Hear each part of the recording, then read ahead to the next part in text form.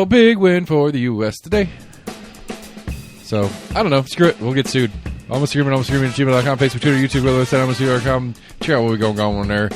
We are midsummer. It's hotter than damn it outside. It's stand and sweat season.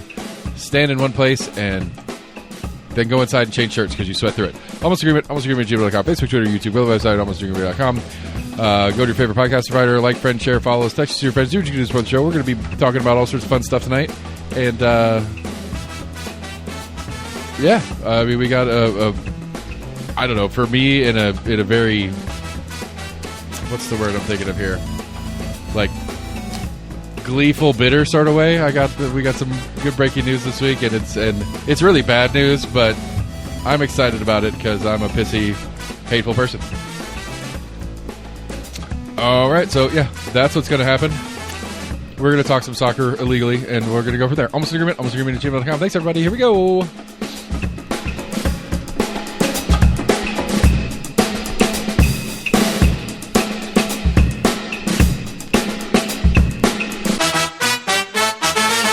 Hey, buddy. Hey. What's happening? What's new with you? What's the word, much. Big Bird? Not much. I'm in a mood. I'm not sure which one it is, but I'm in one. So, yeah, we'll start off with the big breaking, most important news story of the week. The one and only county commission is approving Mayor Jacobs' budget this week, and Gina Oster submits an amendment to add $4 million to the general fund for Knox County government to give all Knox County government employees that are not part of the school system, because they divide these this way. Instead of a 2% raise, a 6% raise, and instead of starting in January, it will start here in a couple weeks at the beginning of July. Mm-hmm. You want to guess where $4 million came from? Parks and Rec. Knox County Schools. Now, again, on the technicality phase, like those of you who've watched these budget hearings and stuff over time, it has always been kind of an unwritten rule that the Knox County Schools and the school board create and draft and send a budget to the mayor's office is as lean and no frills as possible. And for the last however many years, the mayor's office takes that budget, copies it, pastes it onto their budget, and moves on. And the mayor nor county commission has been willing to touch the school's budget to make up for shortfalls elsewhere. I thought technically their budget couldn't decrease. It didn't decrease. The new one that these schools sent was a $17 million increase over last year's budget. And so taking out $4 million isn't. $4 million of the right. So there's $13 million additional dollars in Knox County Schools budget. But only 13, not the 17 they asked for. Now, one of the other commissioners in an earlier amendment requested to remove $13 million of the Knox County school budget. And that was voted down at a 7-3 vote. One commissioner was not in attendance. That one was voted down after short discussion. I can't remember what their reasoning and what they wanted to spend that money on, but they did say that Knox County Schools doesn't need to build a new school. They can take that money and spend it on normal day-to-day shit instead of build a new school they're planning on building in Mechanicsville, near northwest Knoxville. I was talking about putting one in Farragut somewhere too. They're doing right across from Farragut High School. They're right across Walker Springs or whatever that is. Lovell? Is that Lovell right there? No, Campbell Station. Yeah, Campbell Station. Somewhere over there off of Campbell Station. They bought the property and they're going to build that school. That one wasn't part of the conversation. So, anyway, Gina Oster has introduced this bill, and I did find her on Facebook explaining it away, and that's fine, whatever. Like, I can acknowledge the premise that or at least according to her, the Knox County general employees of Knox County, by law, have to get at least a 2% raise annually. But basically, Gina was saying, look, we've given them a 2% raise annually for the past 4 or 5 years in a row. And 2% is not keeping up with inflation. So even if we give them the 6% now, they're still behind over the last handful of budgets we've done. The math's not going to catch them up, but this is going to get them closer to livable or whatever the standard is that they're going to do. Which, sure, why not? Who cares? Agreed. Like, I'm not going to argue against. I don't know if I'm going to argue against or not. I don't know who these county employees are. I will make the argument that how many of these county employees are redundant with city employees. If we merge said departments, would we save money? Because, you know, me and my metro proclivities always come to bear when these conversations is, because if you took city engineering and roads and county engineering and roads and combined them to care for both their volumes of roads together, it would not take both staffs, I wouldn't think. Or the budget of both departments, right? You push those two departments, you push those two entities together, it might be 75% of both go into the new version of it, but you're going to have some savings there. Anyway. Maybe that's one way to inch towards your metro idea. Right. I mean, it is. Department by department. Right. And so, right, we just slowly merge all departments. And we've done it with Knox County Schools. We've done it with planning. We've done it with zoning. Huh. You know, the sheriff's office and the city are weird ones with the police part of it, at least. But, you know, and so anyway, this is where we're at. And this is the frustration that I've been pitching fits about for weeks now, months even, about this mayor's race. That's a problem. Let me be as explicit and clear as I can be on this. I am not advocating for a property tax increase. I do not want a property tax increase. It is not in my personal best interest to have a property tax increase. But the math ain't mathin', people. And either we already took, what did we talk about a couple weeks ago? $500,000 out of county roads and engineering to go to county waste disposal to get that part of the budget functional. Yeah. And now we're taking millions out of the school system to make the general county employees functional. What's next? Because, I mean, honestly, at some level, this handicaps next year's budget, because this is Mayor Jacobs' budget. This isn't probably Betsy Henderson's budget. You know, and when Betsy's produces her budget for next year, there is less window to take from the school budget. And I did reach out to her campaign office and asked for school board member Betsy Henderson's thoughts on the removal of $4 billion from their school budget to pay city or to pay county non-school county employees. All right. And I did not get a reply. But, you know, long and short of it is, you know, we're at 700 and I think now it's a 713. It was a $717 million school budget. It's now a $713 million school budget, which means next year will be a $713 million plus budget. So Knox County Schools is likely to ask for more to try to make up for what they lost. We did the math on it. I did the math on it. At minimum teacher salary for Knox County Schools, at $50,000 a year, that's 80 teachers they would have to pull if it's all teachers they're pulling to make up that $4 million they're losing. I know they were doing. I want to see something with special education, or well, they did some stuff with that before, and like with the gifted side of special education, especially that was the big one. Okay, is they. And again, this is one of those moves where they do it over summer, so it's less apparent. And it's not that it's less apparent, it's just more logical. Over the summer, plenty of teachers retire. Plenty of teachers move to different places to pick up their teaching profession elsewhere over the summer. Every summer, there's a significant rollover period for teachers. And so the way that they did it last summer with this special ed thing that you were talking about is they didn't hire back, or they did not hire back. They didn't hire replacements for a number of teachers that left for natural reasons to make up that difference. So they lost 20 teachers, but they only hired 14 to replace those 20. And then teachers who were in a subspecialty basically got the option. Either we can move you to a different position that we're keeping, or you can be one of the people that doesn't come back after summer. I don't know if they put it that way, but I think it's pretty obvious that's how that works. Hey, would you like to not come back? Right. It's like you're going to come back and you're going to go from teaching freshman algebra to third grade. Period. If that's not going to work for you, then don't come back. Like, I mean, I don't know if it's that extreme, but at some level, you know, that's just the math in the school system, and that's perfectly understandable from the school board's perspective. They have a budget they have to deal with. It's not. You know, they put the budget out that they want. They get the budget that the county gives them, and this is how they got to work it. And so again, like short term, whatever, fine. I don't know. We'll see. I don't know what to say about it. Like I don't know. Like I don't know what 80 teachers across 60,000 students, how big of an impact that will truly be in the schools day to day.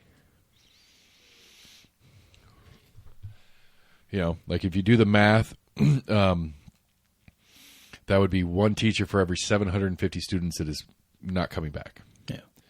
And so to flip that math over, it would take the average per student teacher ratio from 30 students to teacher to 31 or something like that. It would be a very small direct, you know, average classroom size is 20, average classroom size is now 22. It's not going to be like average class goes from 20 to 40. Right. And I think that's the thing that people that makes it easy for people to not pay attention to. It's because it's these little things, it's these little pokes, it's these little pulls.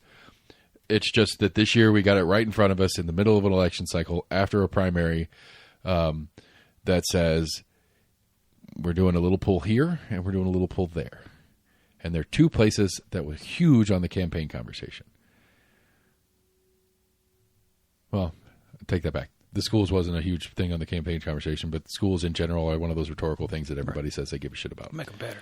And so it's, you know, and so it's like, I guess the overall budget was a huge part of this Republican primary for mayor, especially. And if you take all that into consideration and you sit back and you look at it for a second, it's like, I want to know, and I've asked this question a bunch, and I won't. And the campaign will not answer the question. I've gotten Zach Weishart, or whatever his name is, his personal take on it when I was talking to him, asking him what Betsy's thoughts were on a couple things a few weeks ago. Of where is she going to? What is this waste that she sees? Where is she going to find these efficiencies? And is it even remotely feasible that these efficiencies are going to add up to a real number that's going to make an impactful difference to the bottom line? Right. I have a hard time believing that they're there. Yes, 100% there is bloat in government. One of the things that everybody does, Larson was talking about this when I was talking to him a couple weeks ago. Commissioners get in there and they start looking for waste. Mayors get in there, they start looking for waste, and they go department by department and say, you know, like that scene from Office Space. What is it that you think you do here? Kind of, you know what I'm talking about? Right. You know, and they go through that, and like every department head is not going to volunteer cuts. If I'm transportation and engineering for Knox County, I already know. I mean, that's an easy one because that's probably legitimate. No, I can't take off staff. We can't reduce costs in producing miles of roadway. Absolutely not. Right. And it goes back to what I was talking about last week of the city denying my annexation request.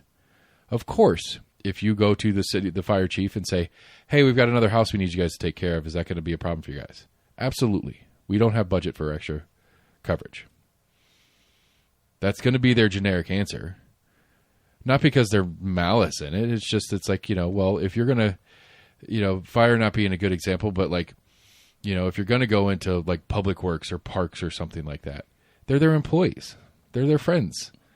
Because the question that they're getting asked is, how many people can you get off your staff? Right. And it also kind of admits, if you're like, yeah, we could probably do the same thing with 2 less people. And they're like, well, what have we been paying 2 extra people for the past however many years? I agree with that, but I don't know that that's you know, right. I agree. You're 100% right that is at some level an admission of fault.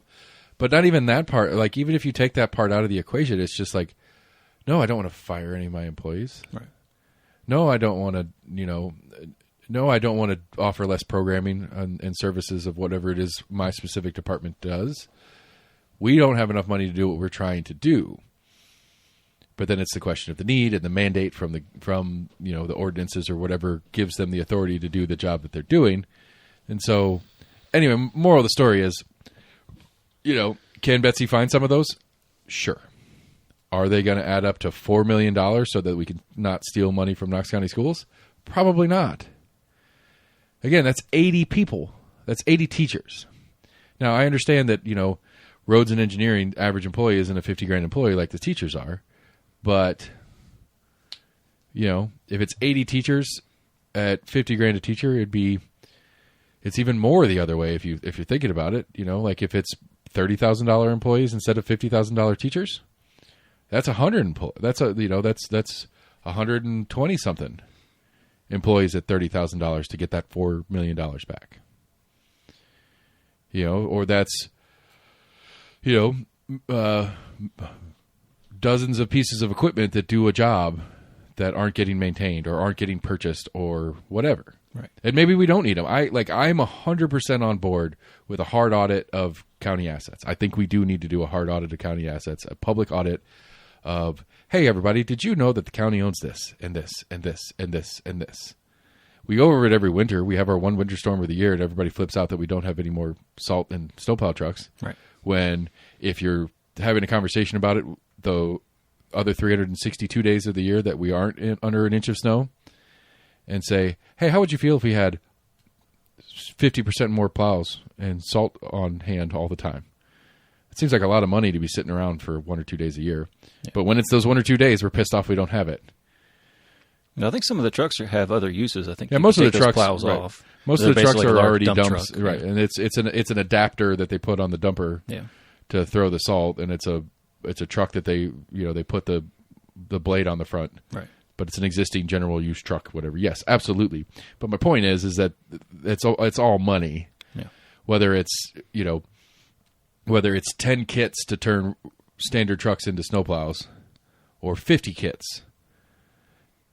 Yeah, we have the 50 trucks. Maybe if we already have the 50 trucks, it's 50 kits, and they aren't particularly expensive. But when you add 50 of them together, that's multiple millions of dollars, I'm sure. Labor to put on and take off. Right, labor to put on and take off. Someplace to store them. Maintenance, cleaning, repairing, all those different parts and pieces to keep all those things up and running for 3 days a year. Most people, if it's not during the snowstorm, are going to look at that and be like, yeah, I could see how that'd be handy when we do have the snow, but that's a lot of expense for something that we barely use. Yeah. And I think I would like to see that. I would like to see that. I would like to see more of the property. The property one's the big one. I think people would be shocked when they look around and see how much property the county owns outright. My Sears building, the Sears building down in Happy Holler being a very specific example. They're building a county roads and engineering's office and truck yard or whatever you want to call it. It's right there on the edge of Happy Holler as well. And they're built into big new 5-story complex of some sort. I don't know exactly what that building's going to be. On that property that they just spent multiple $1 million building a new thing right there next to Holson Gases. If you guys are driving down there, you want to look at it. I don't know exactly what it's supposed to be, but it's like, I think people would be like just dumbfounded by how many acres of land the county owns. And I would be curious on how the county obtained a number of them. I'm going to guess most of them weren't purchased outright. I think most of them were probably tax seizures that they decided it was more value for them to keep it and use it for some county purpose than to put it on the auction block. Right.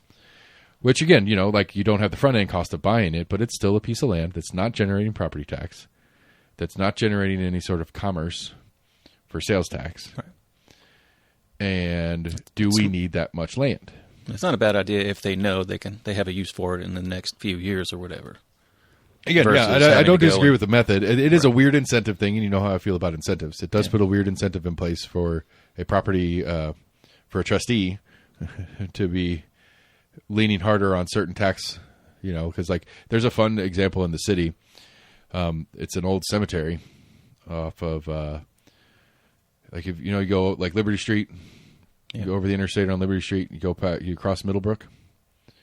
There's a little back way in between where Middlebrook and Western kind of wedge. There's a little back way to get over to Western from Middlebrook right there, instead of having to go all the way to the new Sentinel building and go back up.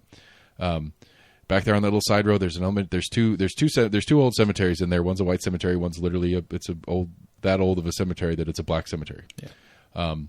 And the owners of that cemetery vanished decades ago. And it's a cemetery. Like, you don't think about it, but a cemetery is private property. It is taxable land value. And they haven't paid taxes in 50 years on that piece of property. But the city doesn't. What's the city going to do with it? So they've just left it. Like, they won't touch it because not even for upkeep. Nope. Yeah. Now there are some groups that go out periodically, and I do think the city does assist in some way, shape, or form. But I think there's some groups that go out there and clean it up periodically. They go and mow it like a couple times over the summer. But you drive through there, and it'll be waist deep grass all over the cemetery, and there's fresh flowers. There's other times you go by and you'll see fresh flowers. So there's people that go and visit their family there. Mm-hmm. But unfortunately, the ownership, screwed the pooch on whatever. Again, decades ago. Right. But every year when it gets to tax lien stuff, like the city's like, no, we're good. They don't take it because what do they do? Like, what do you do with a cemetery? You're doing is, like, for lack of a better way to do it, you're just making it a new green space park area that you have to have the city grass and mowing crews would have to tend to. It's just a cost for the city. There's no upside. All right. I mean, and it's not a particularly, like, it's not in a well-trafficked area that makes us look bad as a community. Like, it's not a blight. It's not pretty, but it's not like blight on a community to where, like, you get some building that's too far gone and the city takes it on a tax lien and then bulldozes it and then sells it as a blank lot instead of having the building on it. Right. There's some value in putting there is value for the city to put effort on sometimes, because if you sell it with a building that's about to fall down, you're going to get zero value out of it if it gets sold at all. But you spend a few dollars to do the bulldoze, and then it makes it more sellable, and you get a developer in there and develop something nice. Right. So anyway, back to the taxes and stuff. This I don't know. There's a twinge of hope. Not that I need to sit down and have a long conversation directly with Bohawk myself and learn more about his thoughts and ideas and plans and what he would like to try to do and stuff like that. But like I can't imagine that these people exist. Don't get me wrong. I can't imagine thinking to myself that Betsy Henderson is by any stretch of the imagination the right choice, regardless of who she's running against at this point. It doesn't make sense. Like, you are willfully ignorant if you vote for Betsy Henderson at this point. Because the math ain't mathin', people. She's not going to fix your roads and keep your taxes low. It's just not going to happen. It is math. This isn't opinion. This is math. We can get in some George Orwell shit, and you can try to convince me that 2 + 2 is 5. Or Radiohead, great Radiohead song. But this is just math. This many dollars is what comes in. This many dollars is what goes out. Currently, we're already this year in this budget subtracting miles of roadway repair from the overall budget, while we are adding more miles of roadway to the county through development. We are subtracting funding, adding mileage. So we're going from like 60% of what we'd like to do a year to like 35-40% of what we'd like to do a year. While even if we do the same number of miles that we're going to do this year, next year, that will then be like 20-25% of what we need to be doing annually for regular, normal upkeep, given the size and shape of what we are. There's no way you're going to, quote, fix your roads, according to Betsy Henderson, without a tax increase. So, again, my point being is that she might not be willfully lying. She might be honest and truthful in what she's saying she wants. And she may even believe that she could find some money somewhere to help do it. But I don't, she is accidentally lying to you somewhere in her pitch. Because the only thing that Jacobs did to keep from raising the taxes is he was so much, he was more pro-development, and those new developments, especially higher density, because that's what makes more money for the county, those higher density developments that he helped push through and help support and do all the things that he did for that, helped offset some of the tax issues that he would have had he not. And so Betsy is no tax, fix roads, no growth. And we saw that at commission this week too. The Carter neighborhood, there's a developer coming in to try to get a variance on a piece of property to do something that was going to be higher density than the Carter neighborhood wanted. And the community spoke out enough to put the kibosh on it. And it's like, what do you want, people? I don't get it. Very interesting interview that the Compass Ties did with the cool guy that is Henson Sale, talking about the planning commission, or not planning commission, but zoning and planning. Somebody did a report, and it was kind of interesting looking back at the year that as far as permit requests go, the percentage, there was like a 17 or 18% increase in multifamily unit residential permit requests over the last year. Of that percentage, like 90% of them were inside the city limits, because the city is more pro density development than the county is. Right. But as a whole, countywide, the single-family residence permit count is up, but less than it's normally up year over year, according to this report. Which I'm not sure what that means. Part of it means that we have had last year was a very high single-family residence build period, and so now that the heat of the market has cooled down a little bit, developers are slowing down on how many they're building in a year. Yeah, I think it's part of it. And I did interject, and sometimes I think Scott hates it when I do it, but I did interject in their interview, and because I did have a question for Henson about demand for rentals, because we saw that Summit Hill and Gay Street condo complex that got a TIF or a pilot or whatever, that was originally going to be condos or originally going to be apartments, switch tack, refuse the TIF, and move it into condos from apartments. So my question was, is there we talk about high density being useful on the government side of things, on the taxes side of things, but is there demand for it, since we have at least one pretty significant development, and there's one other one up in Holler that did something similar. It was built as apartments, but then they changed their mind right at the end and turned it into condos.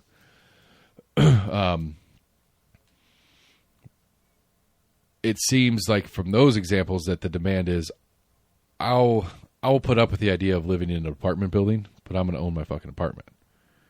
It seems what the demand was saying, at least in those two cases. And so I basically asked Henson about that, and he's like, well, yes, and if you go through and look, because the Realtors Association that he used to work for does these studies and stuff like that. If you go look at vacancy rates for apartment complexes in Knox County, they're low, and they stay low. There are not many apartment complexes that have a lot of empty apartments anywhere in the county. And so I'm not sure. Again, it wasn't my interview, so I already kind of broke the rules to interject with that question. I kind of wish I would have followed up with the question, though, of, yeah, people are willing to settle for these apartments, but is that what the demand is for? And is there data on that subset of the topic? Because I think that's an interesting little subset. I think most people, given the opportunity, would prefer to own as opposed to rent. Right. I think most renters are renting because it's a necessity financially, one way, shape, or the other. There are a few. There are some people that prefer the rental deal because there's less stress. Right, something breaks. You don't have to deal with all that kind of stuff. You're in your low 20s and aren't particularly responsible with your life yet, and it's not a long term. You're not going to like this apartment you don't want to live in for the rest of your life. This is a place you're only going to spend 5 years in. So the rental makes sense in that aspect. You certainly don't want to buy a place that you're not planning to live in for at least 10 years, I would think.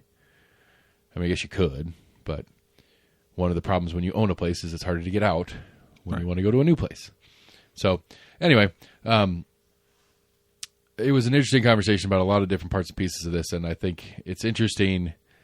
Jesse asked a really good question about, what do you think? There's a lot of misconception, and we have all these problems in our housing. We talk we see all these conversations all the time about housing problems and demand and the production's not keeping up with and blah blah blah blah. We see all that stuff all the time in all these conversations. It's yeah. He's like, one of the things I think that he said this, and I think this is interesting because it's one of the things that people talk about a lot. And he said, if you take all of Knox County, he's like, I don't know the exact number, but it's around under 1% of residential in Knox County is owned by major corporations. We had this big influx of everybody freaking out about BlackRock buying up houses and turning them into rentals. Right. Which does happen. Has happened here in Knox County, I believe, BlackRock specifically, but other major, equity funds that figured out this is a good way for people to it's a smart to get, it's a logical investment. It makes sense as a business strategy to do that as an investment company. It's hey, we've got 10 people. They each gave us $100,000. We got $1 million to spend. How do we hold on to this $1 million for these people and feel confident that $1 million is going to be $1.2 million next year?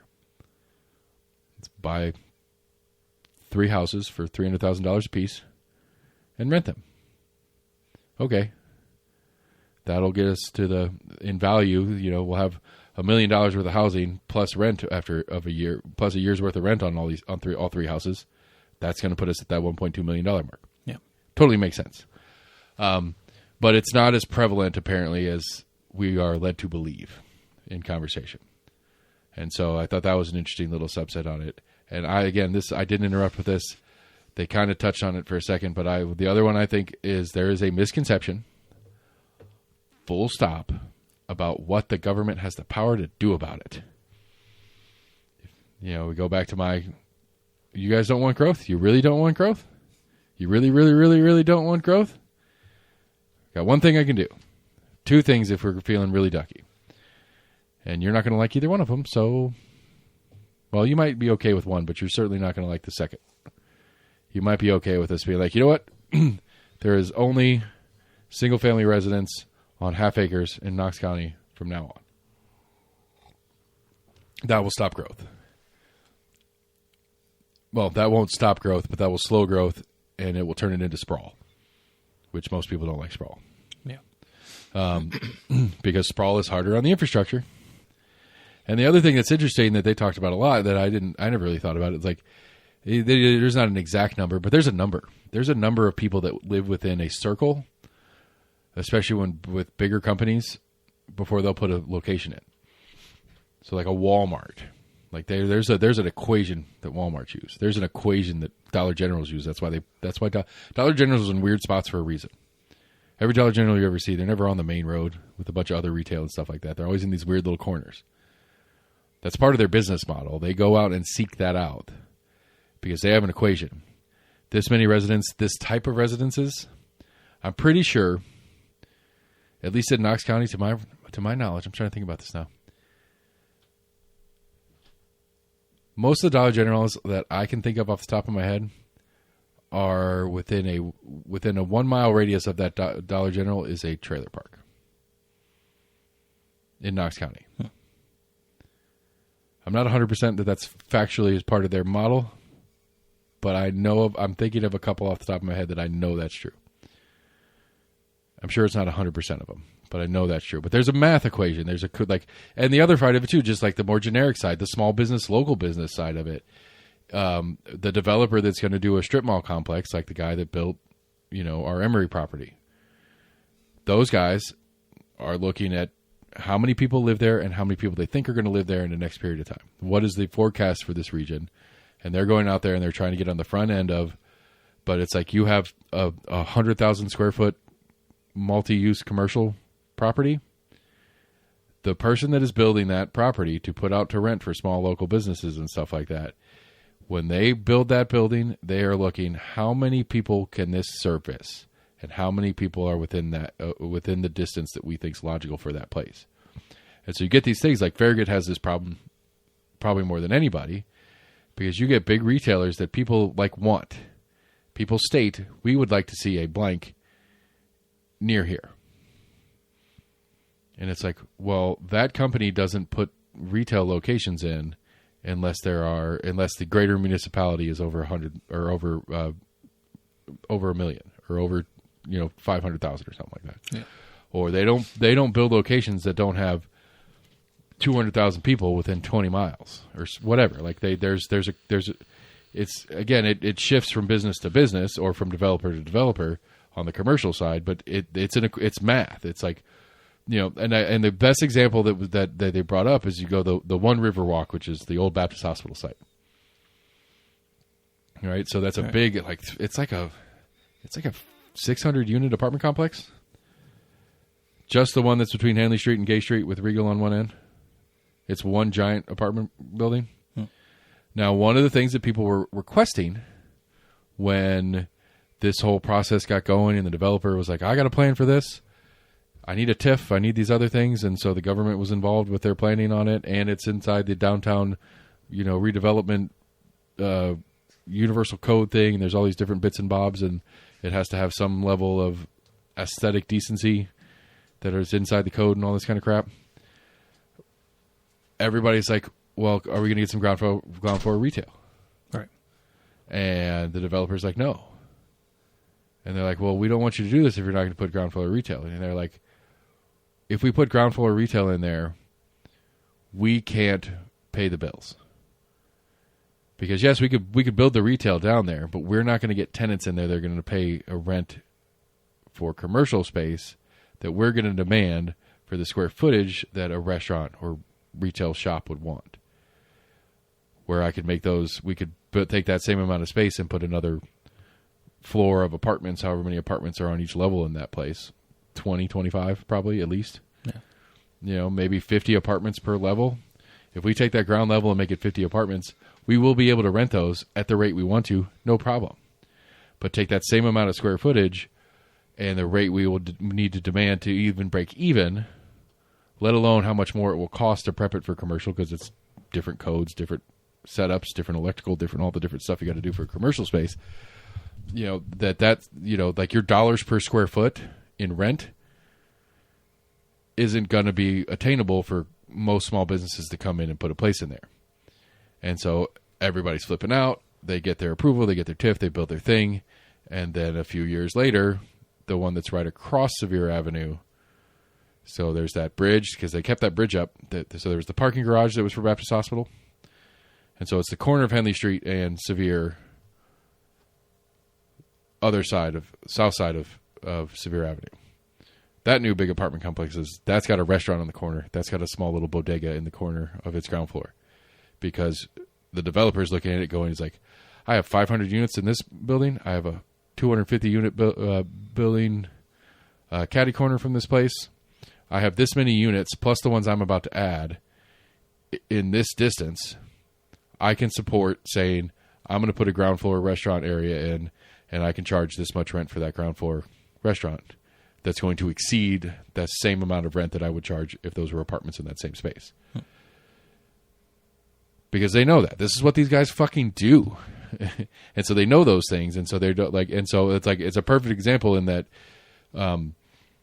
yes, you know, if you worked it backwards and you wanted to play the long game, the people that built the One River Walk originally could have taken the short-term hit of making ground floor retail or ground floor commercial part of the process. But I mean, that's like, how long has it been down there now? 10 years? Good little while. You know, it would have been 5 to 10 years of that massive investment they did in that project before that section of it would start being profitable. And so they chose to do what they knew would be profitable the second they finished construction, logically. But the point is that you can wish to have these things available in your neighborhood all you want, as far as retail options and, you know, major retailers and services and all the different stuff that makes life cool, that you can do these things. You can go to this place. There's a liquor store, and there's a cool little sports bar, and there's some nice fancy restaurants, and there's some nice, you know, fast casual restaurants, and there's all these different options and stuff that make it cool to live in that neighborhood. You can want all those things you want, but every single business that's going in there, there's a number. There's a math number, whether they know it or not. Like, that was the gamble that we took when we went into Happy Holler. The math said, there's not this is close. But we saw that, like, we and the guy that owns our building and the guys that own some of the businesses around the neighborhood were taking the gamble that neighborhood was going to come up. Right. Not just that the neighborhood commercial side, but the residential around there as well. Like, we didn't know that the three different apartment complexes were going to be built. Like, I think we're actually doing it right now. It's our 4-year anniversary of that location, and we're doing a party for it tonight. Nice. But you know, we didn't know when we took the lease there that there would be 3 apartments opened in the neighborhood by now. I mean, one's not quite finished getting built out yet, but, you know, within 3 years, well, we had took the lease before that and whatever, you know, but within 5 years of our entering there, we're going to have, I don't know what the whole math is. It's like 75 new housing units in the neighborhood, not talking about, you know, the actual residential neighborhood that's next door, like literally at our little intersection that is our neighborhood. We have like 60 units in that weren't there when we started. Yeah. And that's a huge bonus to us. Again, we didn't know that. We weren't that smart. We didn't look at it that way. But when you, like, I bet you sit down with Randy Burleson or one of those guys that's like, top-notch level restaurateur that does all this shit, they know what they're doing. They're looking at these things. They have a team in the office that's out there looking around. Because, apparently they opened there's Aubrey's are now in Georgia. I think there's a couple in Alabama. And I guarantee you, in the top level of the Aubrey's office, they are looking at places that can support, that have the number of people, the average demographics, the average incomes, all these different bits and bobs that they will break down math, statistics that says, if we drop one of our restaurants in here, there are enough people that make enough money that they can come spend money with us. Because you get, I bet you they have it down to like a fucking science where it's like, on a weekly basis, 1 in every 30,000 people that live within 15 miles of our location will use us. And if our average check is this, it costs us this much to build, labor's this, they know all those numbers, pump it into the system. They say, okay, this is how many people we need within 15 miles to likely have a successful version of our restaurant. Right. Are they doing the Weigels model and kind of like pre-buying up property I don't in know. anticipation? Right. Some people do that. I wouldn't be surprised if that's what Randy did off Emory there with that Aubrey's. Yeah. Before it kind of started blowing up as much as it has. Yeah. Yeah. They're like I said, the guys that built our building that our Emory location is in. I think there was a lot of knowns that there was going to be stuff coming up, and there was going to be a lot of I think one of the easy ones is just look at an aerial, look at a map of Knox County from above. There ain't much west. There's not much more going west. Right. So if you have reason to believe that Knoxville is going to continue growing, it's not going to be west. And so your gamble is north, south, or east. East is not, I think most people look at East and go, maybe, but probably not. Because you have plenty of examples. You have the mall that was over there that shut down. You don't, you do have bits and bobs and pieces here and there, and it's coming up for sure. But I think if you're in a development kind of thing, I think you're looking at Halls Powell. I think you're going to be looking over towards Clinton. You're looking at northeast Knox County, and you're looking at South Knox County. That's another one. Another development was on the block, and commission or planning commission or county commission, I can't remember who, denied it because the infrastructure couldn't handle that many more people living out there. And it's like, this is a chicken or the egg problem, guys, because the infrastructure out west can't handle it either. The infrastructure on the north side can't handle it either. And like Larson, like I made sure that I wasn't misattributing to Larson when I talked to him. You can't build the roads before the development gets there. But the problem the county has in it is they know they can't afford to build the roads when the development is there. And that's true. That's the true rock and a hard place that Knox County's in with their current budget situation. Oh, you want to build a 200-unit McMansion neighborhood? And, it's going to be a multiple millions of dollars in property that you're going to develop up and that we're going to put on the tax rolls. And we're going to have, $200,000, $500,000 houses go on the market and probably sell pretty quickly. And everybody that lives there is going to be bitching at their county commissioner about their neighborhood's great, but once they get on the main road, it's a pain in the ass to get anywhere. Mm-hmm. But you can't build the road before they develop it. Can't build the road after they develop it because you can't afford it. Even with the new money coming in, you're not going to have enough money coming in quickly enough to pay for that stuff. There's so many other things that you have to pay for now. So that's what, I don't know. It's just there's the gloaty asshole me is gonna love to watch Betsy wriggle in the burn that's gonna happen from this. It's inevitable. It seems inevitable to me, and maybe she can wiggle and maybe she can dance her way out of it, but I just don't see it happening. It doesn't make the math doesn't math anymore. It's gonna break. I don't want to see it break. I hope for the best. But a part of me kind of wants to see it break. I kind of want to watch it break, and I kind of want to go, hey, I saw this. We all saw this. and I wanted you to tell the truth. I tried to put you in a position where you had to tell the truth, and you refused. Because we did. We tried to ask budget questions, and it was all these good slithery answers from all of them. And I think on the grander scheme of things, we as the public deserve this. Because we're stupid, and they know it. Because I can lie to your face and tell you things you want to hear, that if you took 35 seconds to think about what I'm saying, you would go, wait a minute.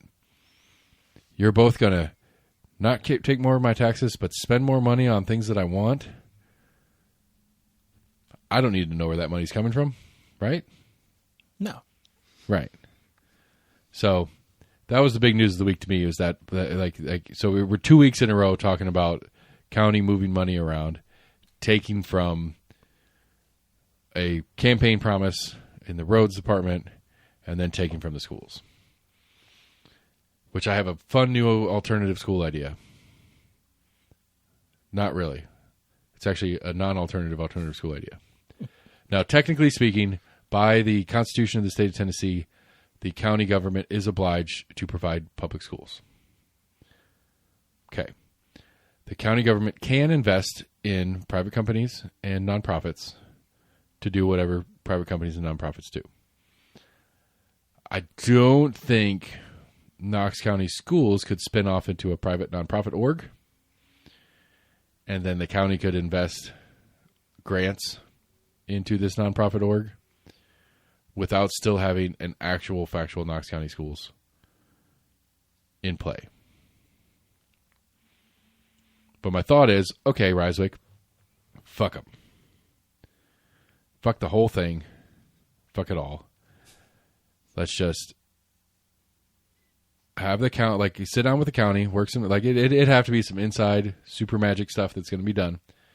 But work with the county to have the county sell all the school properties to this new nonprofit private school. Get all the vouchers from the state. Get grants from Knox County to supplement it to get it to the level that we're at. And then you don't have any of the state requirements to deal with anymore.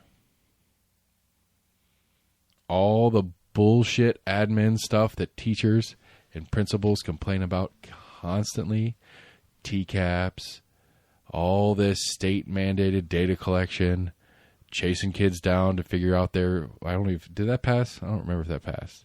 The immigration status of students thing. Not sure. You know, the state can do whatever the fuck they want. That doesn't apply to you anymore. You're a private school. Just have Knox County private schools. And just everything that we think of as Knox County schools stays the same. But it's now under the private school banner.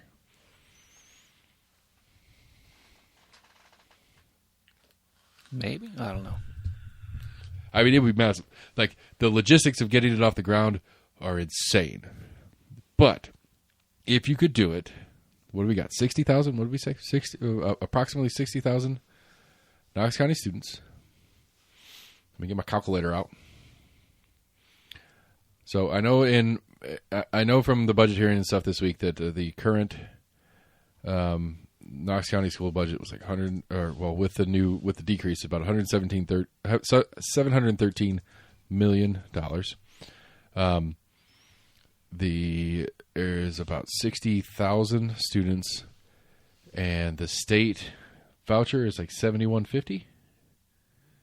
Not sure. So we'll say 7,500. Be generous on it. So if we take 60,000 students at $7,500 a student per year, that's $450 million, leaving us a deficit of $263 million that the county would have to make up, which the county's already making up more or less. The regular funding formula that the state does, if I understand correctly, the state of Tennessee is kicking less in because of Knox County and our ability to make more money because we're a bigger county thing in the formula. Mm-hmm. I believe the state kicks in less than what the voucher is per student to Knox County schools. So this $263 million shortfall is what the county's already making up. So the county makes that up in grants. But I would bet you a solid 7-8 figures decrease in cost if Knox County schools didn't have to keep up with all the state regulation stuff. Multiple teachers not getting fired because they're laying off multiple administrators that just deal with paperwork for the state. And we wouldn't have to deal with book bannings anymore because it's a private nonprofit. The public can come in and pitch a fit all they want about what books are in the schools. The school system can be like, yeah, Sherry Super, go fuck yourself. Get out of here. We are not public. We're not a public school system. You don't get to tell us how to run the shit. The state law doesn't get to come in here and tell us what books we can have in our libraries. It fixes every problem that every public school proponent complains about. Fixes every one of those problems. Get rid of the school board. Yep, get rid of the school board. I mean, you could still do it, like if you wanted to, and I think it would be legal inside the state constitution to have publicly elected school board members, or to use the public election process to pay. I mean, if a private nonprofit that is the state GOP can contract the state election commission to run elections for them, why couldn't a private nonprofit contract the state to put elections for their school board for their school board directors? Would you still even need the school board? Technically, no. Right. But I think there would be value in it, and I think you would want to do that to try to keep the process that I'm trying to the general idea that I'm trying to put together. Right. Because you still want good public input. You still want response to the public. As much as I just joked about saying fuck off Sherry Stuber about banning books, you still want a system that, and I don't know, maybe since you are dependent on those parents taking the vouchers from the state and giving them to the school, so there is some required response to the demands of the public for that. So yeah, maybe not. Maybe you don't need the school board because the actual monetary exchange part of the process forces you to be responsible to your customers, which are kids' parents. Because if a lot of parents are really mad about a certain thing, they can easily just be like, you know what, we're going to take our voucher money to somewhere else.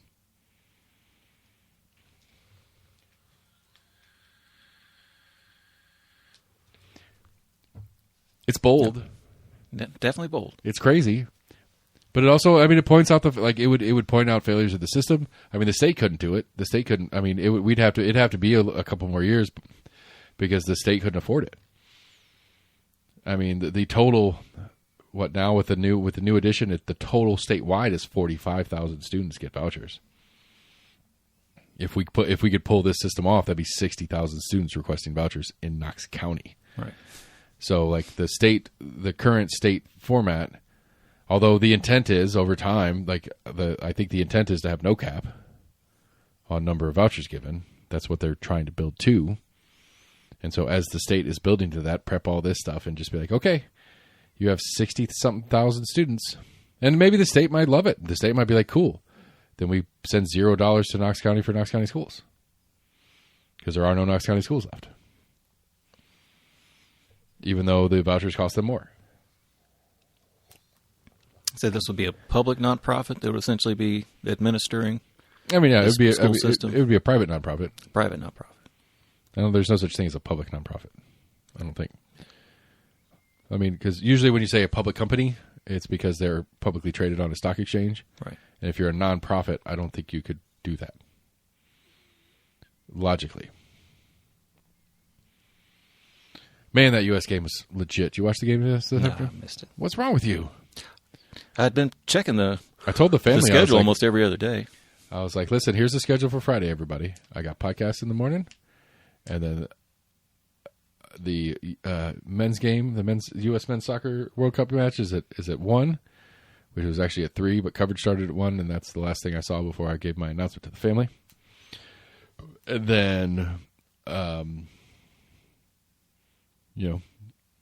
do some stuff, and then you come in for this recording tonight, and I got interrupted like 3 times, and I missed the kick. I didn't actually see either goal live. I watched the whole second half with no goals. Right. But it was sweat. Like, it was good. Like that. Like I like soccer. I've always liked soccer a little bit. It's more fun when teams that you like are winning. Right. And I don't know. Like, there's part like I think I said it on the show. I don't remember. Like, if the U.S. wins this World Cup, I think we're living in the Matrix. It's rigged. I saw somebody pointing out the water breaks. Somebody did like a statistic, and there's been a bunch of goals that have scored, or kind of like a change in the play, like right after the. Well, I think it's crazy. They wanted the grass is also getting a water break. They're running sprinklers. They run sprinklers during water breaks. Hadn't seen that. And I think theoretically, the idea is that it is a cooling effort across the board. You get the moisture back in the grass, and that moisture can cool the air near the field level. But like, I mean, there's shots. It's really funny. There's shots of players just standing there, right in the middle of the sprinkler, just getting blasted by these sprinklers. Take a little cooling off. But I've heard like some more traditionalists say it kind of like ruins the flow of the game. I'm not big. I don't like somebody like gets momentum all of a sudden like, hey, we're taking a 15-minute break. That's not well. That's A, it's not that long, but B, it's inside the referee's discretion on when. And so, especially in the second half one, it hasn't been as bothersome to me. Yeah. Because it's around the 70-minute mark. And the games that I've watched, they usually kind of end up shoving it in when teams are starting to do the time-wasting substitutions. Like, we're up 2 goals, we're going to do a sub. Or we're going to do 2 subs. And then, like, there's a number of rules I've noticed in this World Cup that I really like. The water break one, I do have a little bit of an issue. I'm up in the air on how I feel about it across totality. Yeah. But there is like a throw-in clock now. Huh. It's not like an official clock, but like the ref basically says, okay, throw it in. And then he'll, like, no matter, because they're running all over the field, he'll be way across the field, but he'll throw his hand up in the air and he'll do 5, and then he'll drop his hand down, put it back up, 4, 3. And if you don't throw it in, it's the other team takes the ball and they get to throw it in. Same thing with goal kicks and corner kicks. Like, there's a number of things that rules that I didn't know. I don't know how new they are because I don't watch a ton of soccer, but I'm pretty sure they weren't in the last World Cup. And it's timing stuff. And so subs is another one that there's like, you have 10 seconds to get off the field. Like, they'll start walking off. They put the board up and call your number. And so the rule always is you can't, if you're coming in, you can't enter the field until the other guy's off. Right. And so they're right there close. It's like, like a line change in hockey. There's a little bit of overlap, but it's right when you're getting close. But that's another one where they have a 10-second thing. Where if you're heading off the field and you're taking 2, if you're being slow about it, that ref's going to put his hand up and he's going to start counting down. And if you're not, like, the U.S. almost got penalized for it. It was kind of crazy. If you're not off the field when the finish of the countdown goes, you continue finishing it off the field, but your sub doesn't get to come in until the next stoppage. Huh. And so theoretically, like, because the U.S. had 2 subs they were doing. And so there was 2 guys coming off the field, and he started counting. Somebody got hurt at the same time, so it was a little bit of weirdism. But these 2 U.S. players are coming off the field, and they're taking a little while. And the guys were talking about it on the broadcast, and the color guy, whoever the color commentator was, is basically like, we might be playing 9 on 11 if they don't hurry up and get off the field. Because those 2 guys would have had to stay on, like the two leaving the game would still leave the game, but those 2 subs couldn't come in until the next stoppage. Right. And so it's like, we might be playing 9 on 11 for a couple minutes until we get a stoppage. You'll see them do that if somebody gets injured and they don't actually replace them. They'll go off the field, but they can't come back on until the next stoppage. Right. Well, I mean, like I think the technical, the broad rule is you can't come on the field till the ref allows you to. Yeah. And so if you're taken off the field for injury, if you're coming in a substitution, ref says, okay, come on. And so, but I know with injury, they'll let you come back on without a stoppage. I've seen that all the time where they're like, really? I thought you had to wait for a stoppage. No, they'll just go stand on the sideline and they'll be like yelling at the ref, and the ref will be like, come on. They'll wave you on and you can come on. So I know the throwing ones, some teams use it as in general, soccer teams in general can use it as a kind of time wasting. See a guy go off and like kind of look for a player to throw in, and he's like, oh, never mind, let me let this other guy come throw in. No, they've got a clock on it now, and I think it's a great rule. I think it's a really great rule because I think as a fan, that's one of the most frustrating things. Winning or losing, it's like, come on. Like, yes, we know you're wasting time. like U.S. got a corner late. They got a corner kick late, and they lined it up, and they took the totality of time they were allowed to take it. And then they did the short kick to a guy who just stood over the ball in the corner until somebody came and then they fought over the ball until it went out of bounds or off over the end line, and it was another corner kick, and then they did it again, and then it ended up being a goal kick. But it was like we were at the 89th minute or 90th minute, and then our ref got hurt in the 95th minute. Oh, shit. And so he was laying out on the field for a couple minutes, and so the 6 minutes to stop it turned into like 7.5, 8. Sometimes on the corner, you're waiting on the referee to actually say, "Okay, you're clear to kick." Right, but sometimes you could just keep jockeying in the box, right, just right. to waste When the time ref, for the refs. Like, you guys settle down. Hey, settle down. Blah blah blah blah blah. Right, but when the ref says you're clear to kick, that's when you've the got clock a clock starts. start. Okay. And I think but that jockeying in the box, if that jockeying in the box is clear to the ref, like I think the broad scope of the rule changes that I've noticed, I think there's a broad set of rule changes that says we need to be more timely with stuff. Yeah. You can waste time by like passing it around and keeping it away from the other guy. Sure. We can't stop you from doing that. But if you're going to waste time on ticky-tacky substitutions, throw-ins, the one I always hate is like there's some action happening and the ball gets kicked long and it ends up rolling into the box, and the keeper kind of walks up on it, kind of stops it with his foot, and then that one offensive player comes running at him, and as soon as he close, he bends down and picks it up. Yeah. Hate that. Or he'll jump on it real quick. Right. He'll jump on it real quick, and then he lays on it for a second like he hurt himself when he fell on the ball. And he's like, whew, okay. And it's like, no, dude, you're wasting time. Some of the VAR stuff can eat up, 2-3 minutes sometimes. Yeah, I don't like to run to the middle of the field, to the sidelines, get in that little tent and watch the video. See, I don't think they're doing that anymore. I don't think the referee on the field is not. He's being told.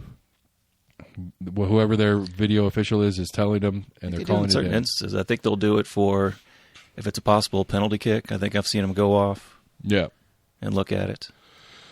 Well, yeah, I don't know. Overall, I like the water break thing. I have a little problem with because it's like making it universal. Period. It's just like, all right, well, let's just play quarters then. I mean, like if you're going to do it at around the 20-25 minute mark. Then we have halftime at 45, and then we have 70-ish, 68, 65 to 70 minute mark, and then we have final at 90. It's like, okay, well, we have 22.5 minute quarters. Just stop doing halftime. Let's just stop doing. You know what I'm saying? Yeah. Like it's the same. That's what they're doing functionally. I've heard some people say that they kind of thought that maybe the U.S. was doing it so they can have more like ad breaks during it. I mean, it's certainly part of it. They certainly are doing ad breaks. So, yes, at some level. I mean, it'd be hard to make it fair, but I could see doing the water break if it's like 95 plus degrees. Right. I think I think that would be. I think got a night game and it's like 75. Right. I think they need to have a temperature and humidity parameter. Yeah. I think that'd be fair. I don't think it should be automatic. Like, I get it when we did it in Qatar last time. Makes sense. Yeah, even in the wintertime. It's in the fucking desert. The wintertime, yeah, because there is no winter there. Like, I mean, winter insofar as, what are they, like the 20 degree above the equators? Probably not much. Yeah, they're not far above the equator. So it's not technically winter, yes. Functionally winter, no. But whatever. Didn't we do it in our winter that year? Yeah. Yeah. Not their summer. Our winter, their winter. Yeah, same thing. Yeah. So yeah, I don't know. Like, it just like I respect the premise of it, and I respect the health and safety of the athletes and the need for it and stuff like that. But it's like it needs to be a little bit more specific. Like this game in Guadalajara that was the Mexico game. Last night I was watching a little bit of that. That is the most amazing stadium maybe that I think I've ever seen. I didn't see it. Have you been to Lakeshore since they finished the remodel? I've driven through it a few times, yeah. Like the big weird little bowl that they built over in the corner by the water treatment plant. It's like a little amphitheater. Yeah, it used to be a couple of baseball fields over there, and it's like an oval, like mound. I'm thinking on the opposite side of the road from where the ball fields are. It's almost like right off like the main drive. It's like a small little amphitheater. No, not what I'm talking about. Okay. Further back in, like on the river. So like, the old playground So if you're coming in off the North Shore side, Yeah. and like there's the church pavilion. I always kind of call it the church pavilion. Yeah. Kind of looks like a church. If you're going back in that way, there used to be a couple of baseball fields in that corner that was the river, and then you come around the corner, and then the KUB treatment plant was right there. Yeah. That little corner, that the path still goes around there, but inside that corner they took out the baseball fields, and it's like a earth bowl, for lack of a better word. I guess This is the funniest shit. I'm sorry, on my broken scrambled TV that I just saw out of the corner of my eye. So this Brazil game we had on the background ended, and the first commercial was a Starbucks commercial. And then out of the corner of my eye, I just noticed that this is the John Rose hating on Starbucks commercial. Yeah. And I actually emailed his campaign and have not gotten a response yet, requesting an interview. And I said, I can't remember. I was very vague about it. This is like, we do media here and blah, blah, blah, blah. This is what we cover. I'd love to talk to him about a couple things. We can do it by Zoom. I don't expect him to come to Knoxville. If he's in Knoxville, I'll set it up personally. But if he's not going to be in Knoxville, we can do a quick 30-minute over Zoom. That'd be great. Whatever. If he's not available for that, I would be more than happy to do a email interview, just to ask a couple questions in the email. That commercial specifically is the one I'm talking about. So if you guys don't know about it, John Rose is on there, sitting at a table, has a knockoff Starbucks cup on the table, talking about, this company wants a bunch of tax breaks, for like $30 million in tax breaks from us hardworking Tennesseans to bring their corporate headquarters into Tennessee. And they're going to push their DEI and trans whatever ideas or some stupid something like that. Yeah. And then he dumps the coffee into the trash can, and he says, if you're going to come to Tennessee, you need to be Tennessee. Which is a great line.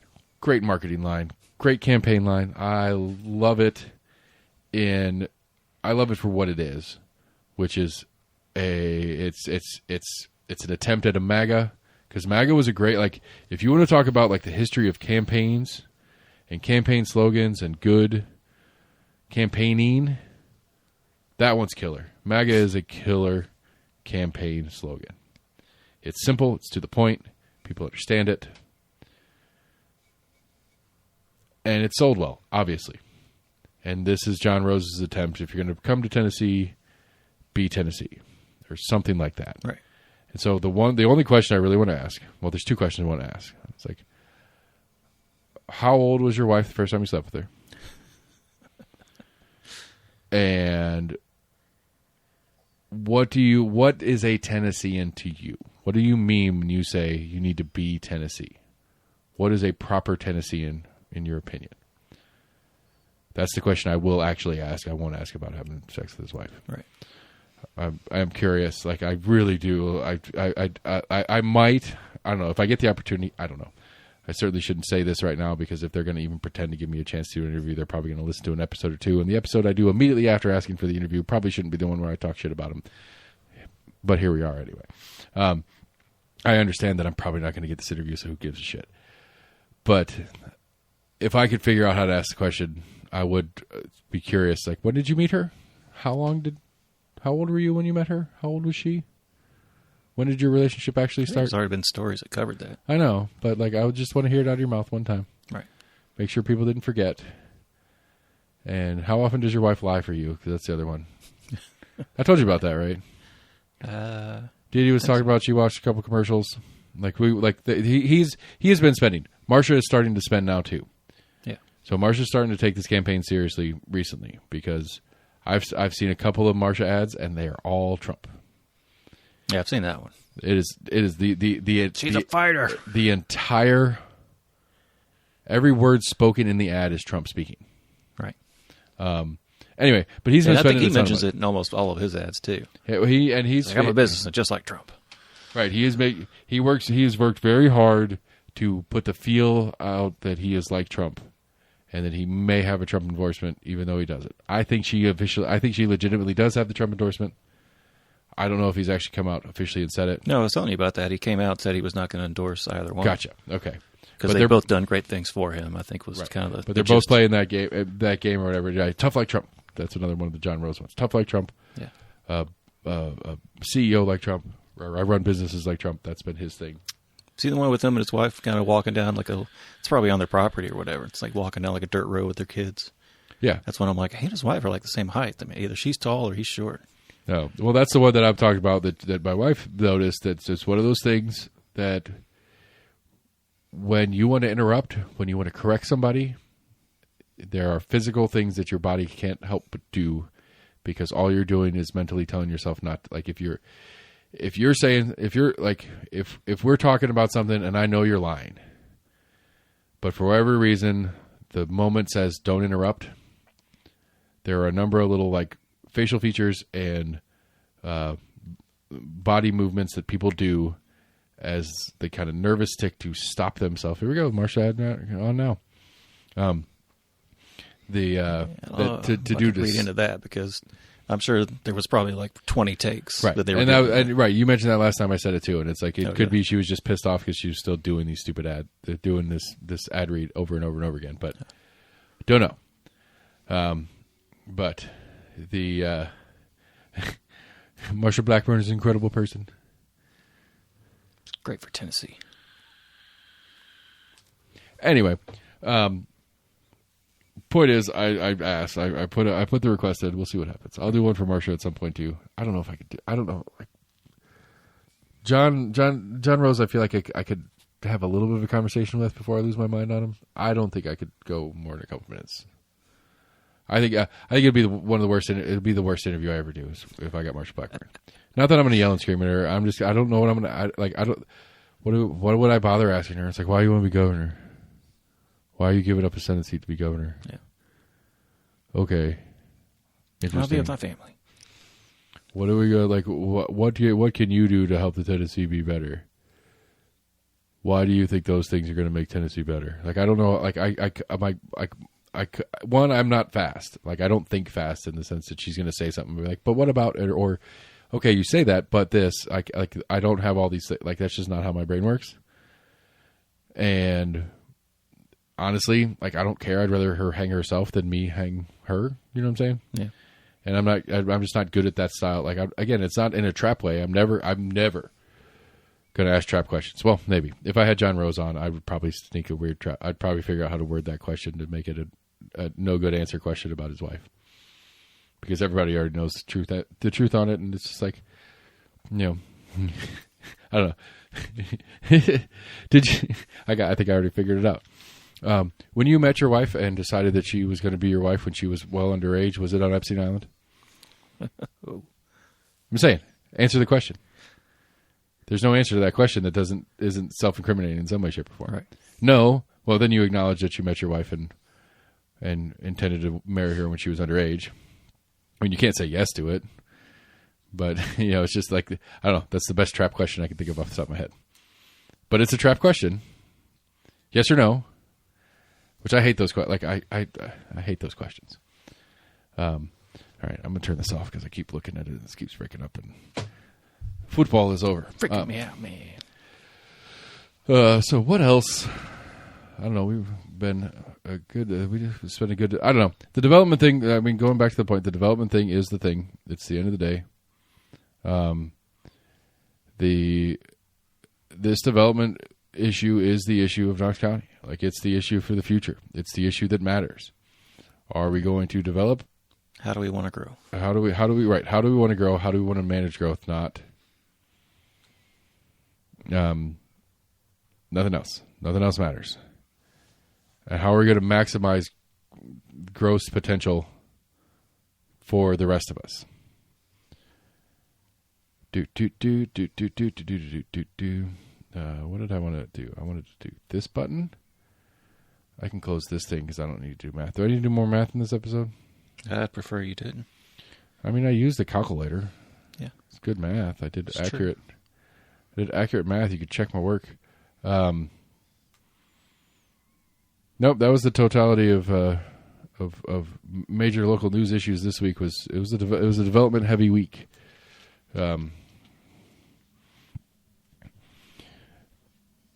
But again, I think the sub story is not the development stuff. The sub story is the budget conversation. That's the number one conversation.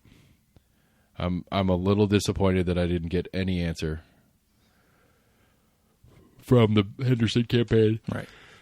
Because I think that's a fair question. Because I asked, like, as a member of Knox County School Board, how does board member Betsy Henderson feel? Chair.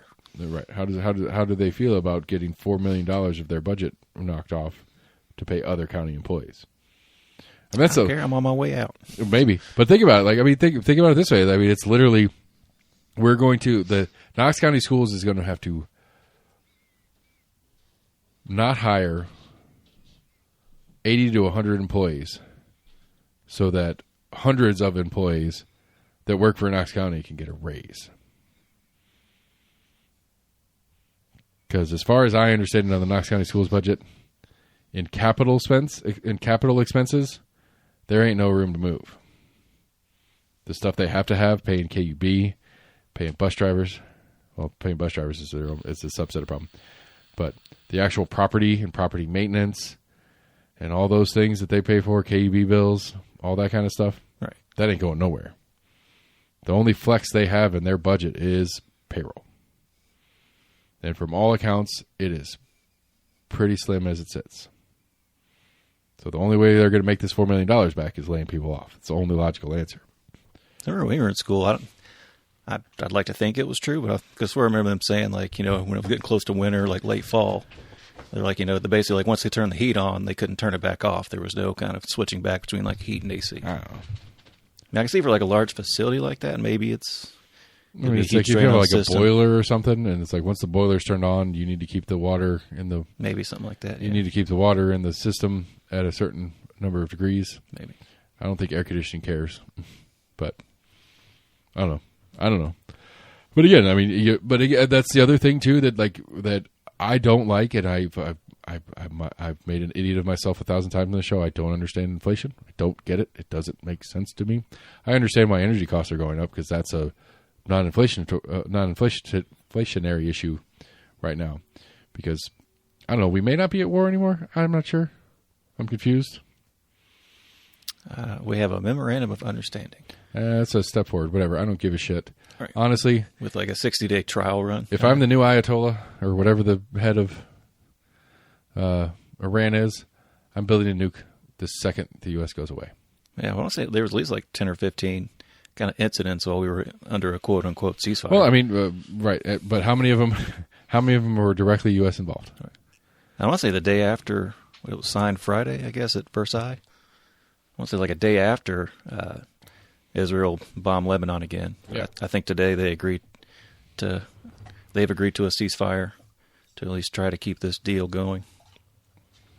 Like, it doesn't seem to me that Israel has any want to finish this thing. Right. I think. Well, it sounds like they were kind of cut out of the deal.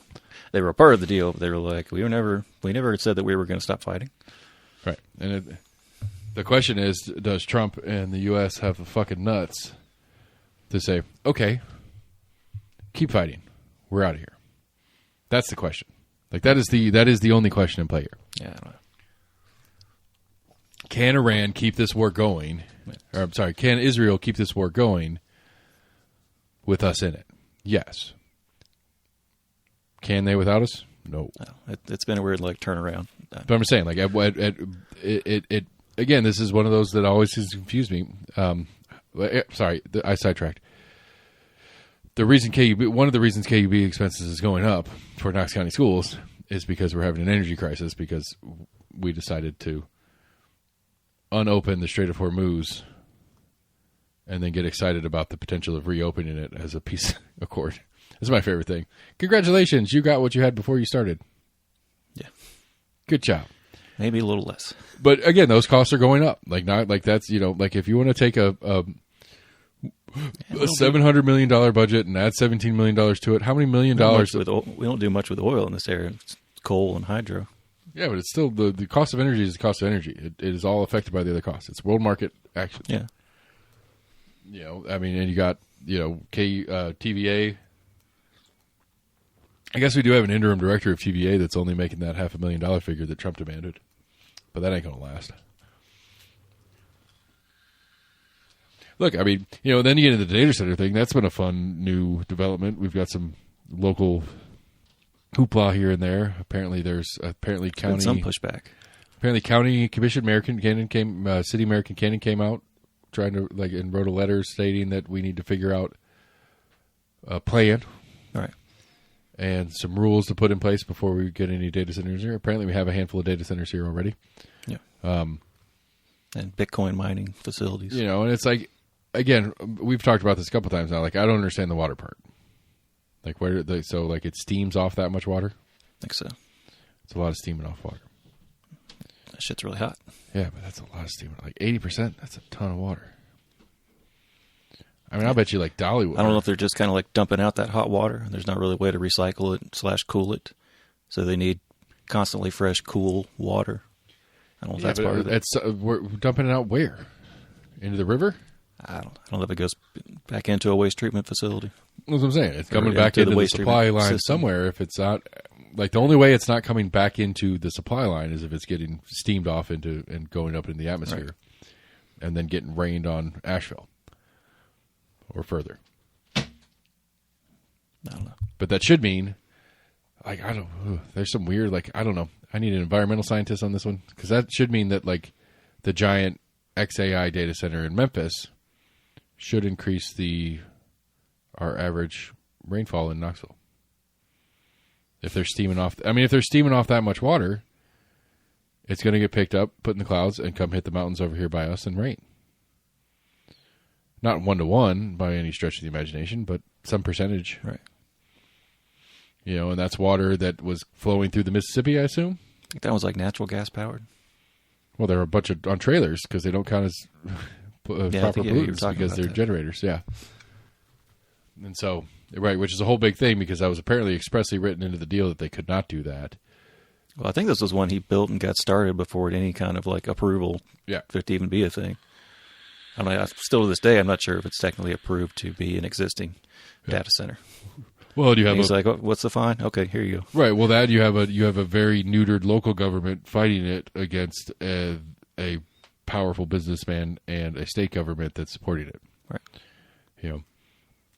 Which again, I don't know. Again, when I run for mayor, my platform is going to be number 1A. I will have a high dollar, high expense lobby / legal team that reports directly to me, whose entire job is to sue the state of Tennessee for money they owe us by constitutional whatever, sue the state of Tennessee for passing laws that affect us that they don't have the right to do, and other assorted things like that. That's going to be the totality of my governance. It's like, all this, your roads will get fixed. I'll work on that. That's fine. We have departments locally that handle that. That's my job, is to get the state to stay out of our business and give us what they fucking owe us. That's all I want. Home rule, bitches. Right. I want to go to Knox County, one of the other surrounding counties, with regards to the data centers. I think they were trying to add in some kind of legislation that would require a data center pay for their own like infrastructure. I'm having a hard time with it, honestly. I'm having a hard time trying to figure out the consistent philosophical take on it. If it's my piece of land and I want to build a thing on it that uses a lot of water and a lot of power, so be it. But I should pay rate. Right? I shouldn't get discounts. Right. I shouldn't get any special treatment. If it's X number of dollars per gigawatt hour or whatever it is in electricity, or per kilowatt hour, that's the normal way to do it. If it's $3.20 per kilowatt hour and I use 10 times more than my neighbor, I pay 10 times more than my neighbor does. Right. If I'm using a ton of water, I pay a ton more than my neighbor does. If that is cost prohibitive to the business enterprise that I'm doing, then that's a factor I need to put in before I make the business decision. If I have the ability to manipulate the local government and local utility into subsidizing my project by sharing the cost of my thing with all other ratepayers, like I have a problem. Like I have issue with KUB's fiber program.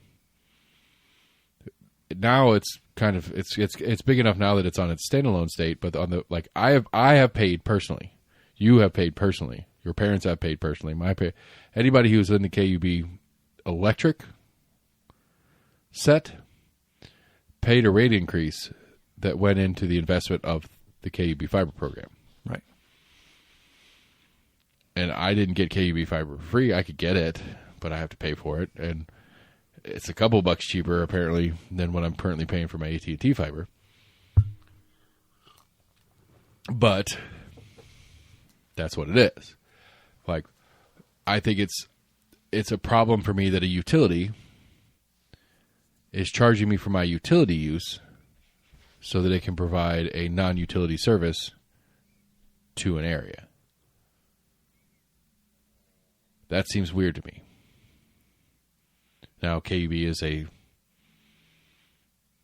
independent, non-governmental enterprise that does have governmental oversight because it's under the utility category. Right.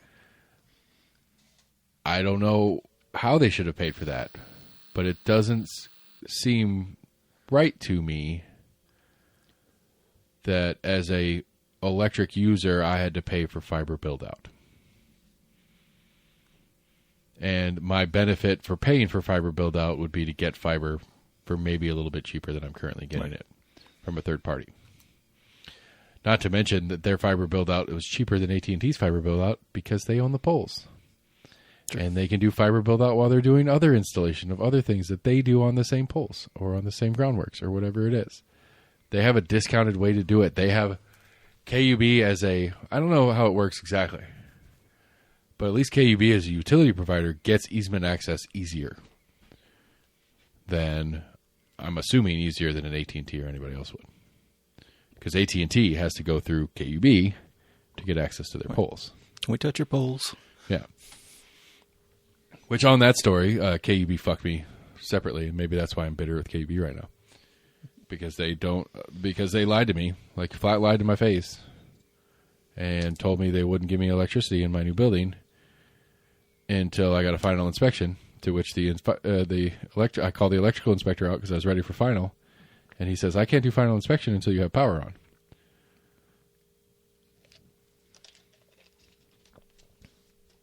Anybody want to fill in the blanks here for me? Am I the crazy one?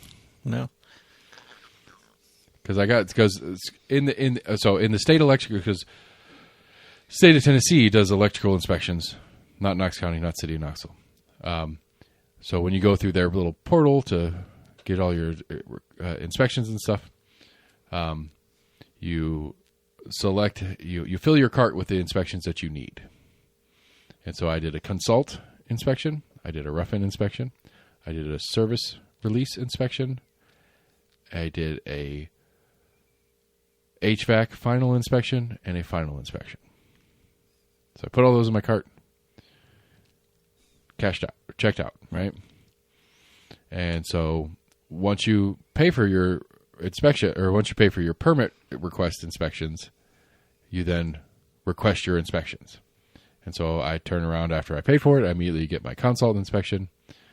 And I'd already done a good amount of work already. And he said, "It looks like you're ready for your service release. You got everything." Like, I had the pole up, I had dug the ground line, I set the box, the meter was where it was supposed to go. And he's like, "Go ahead and send in your service request, and I can get that one signed off today too." During my consult, mind you, and I'm not a goddamn electrician.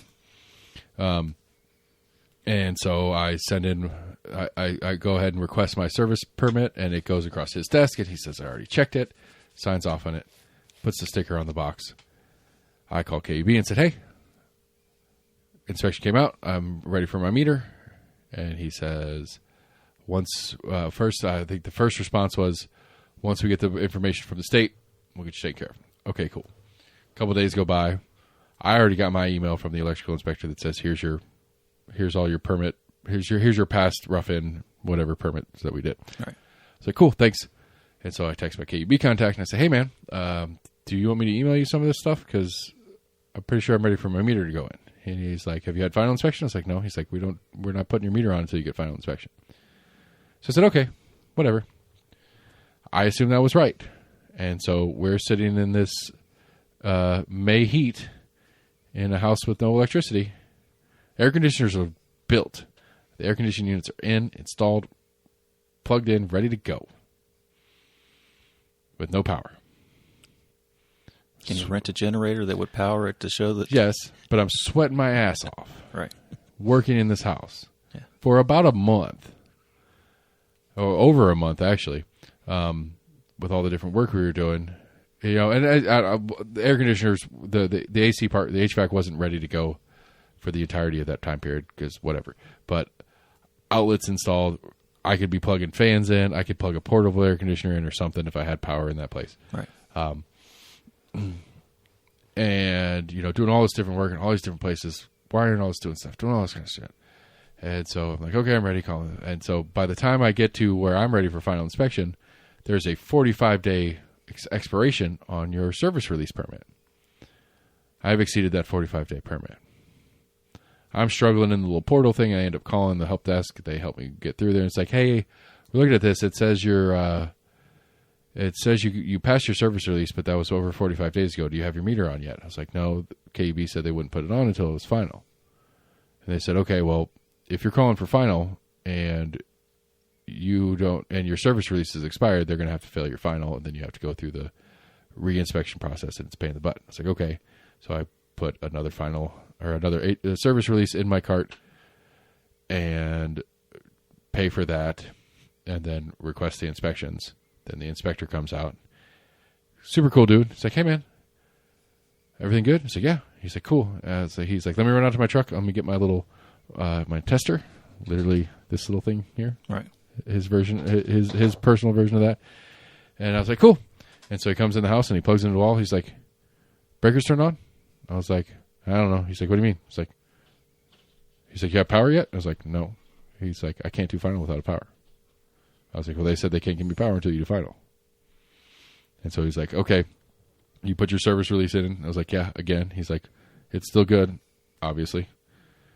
And he's like, I will call KEB directly once I put this in the system and make sure they come out and do your thing. I was like, thank you. And so I text my KEB contact. It's like, hey, I just got my service release again. The inspector's saying he can't do final until I have power on. And they say, okay, we'll have somebody out. It's like, what the fuck? Oh, okay. You figured it out. Okay. Yeah, we were hoping to yank your chain it's for a just little more while money and weeks of being uncomfortable. And, you know, I mean, it's like, listen, like, honestly, I'm super proud of me and the amount of work, physically, mentally, that I've done on this building. Like, I've done a lot of work on this building. Of stuff that, like, I had conceptual ideas that I knew how to do and could figure out how to do. Like, I was the thing about building a house, like, I don't think I could do framing. The math, the carpenter math is crazy. Those guys are fucking, the math that those guys do naturally is insane. To get a building to stand up straight and be square, and the spacing, and like, well, a 2x4 is not 2 inches by 4 inches. Right. Used to be, but it's not anymore. It's this, and you're doing the math on this, and it's like the thickness of your thumb, and they've got all these little tricks and trades and all these little whatever. Like most hammers, like a good hammer is a good hammer is 16 inches on center. Why? It's a way to measure your studs. Yeah. When you're putting studs in, you hammer you take the stud that you already have in and you set your hammer down, and that's the length for your next stud. That gets you your mark, and then you can do your next stud without getting your tape measure out. There's all sorts of little, like, brilliant little things that these guys have created over time that have become standards inside the industry. All this, I don't know if I could build I couldn't frame a house. I couldn't put the walls up. I couldn't put the generic walls up. I could confidently say that I could drywall a room right now. I can insulate a house. I can run wiring for a house. I can do a lot of plumbing in a house. Not 100%. Like, the only things I won't touch is building the building itself. Like framing I won't do. I will not build an electrical panel. I get it. I absolutely 100% understand the schematics of how a breaker box works. Mm-hmm. I will not touch one. I will not touch one behind the panel. Like, once you take the face off where you're putting actual breakers in, right? It scares the shit out of me. Changed out a breaker once. They kind of snap in and out. It's not too bad. I almost electrocuted myself this week too, and not in this building, in somebody else's building. That's some real shitty, like, maintenance guys show up, because I think they were replacing. I think our stove had gone out, and it took them for fucking ever to finally bring us a replacement stove. I don't know where they found these guys to come in and swap it out. And I think he was doing something with, like, because it's I guess stoves are on like 240 or whatever. Yeah, it's not regular. 220. 220. Yeah. Also, I hear like a big pop to where I guess they didn't turn off the actual outlet for the oven before they were doing some shit. Thankfully, he didn't hurt himself, but I was like, what the fuck are you doing?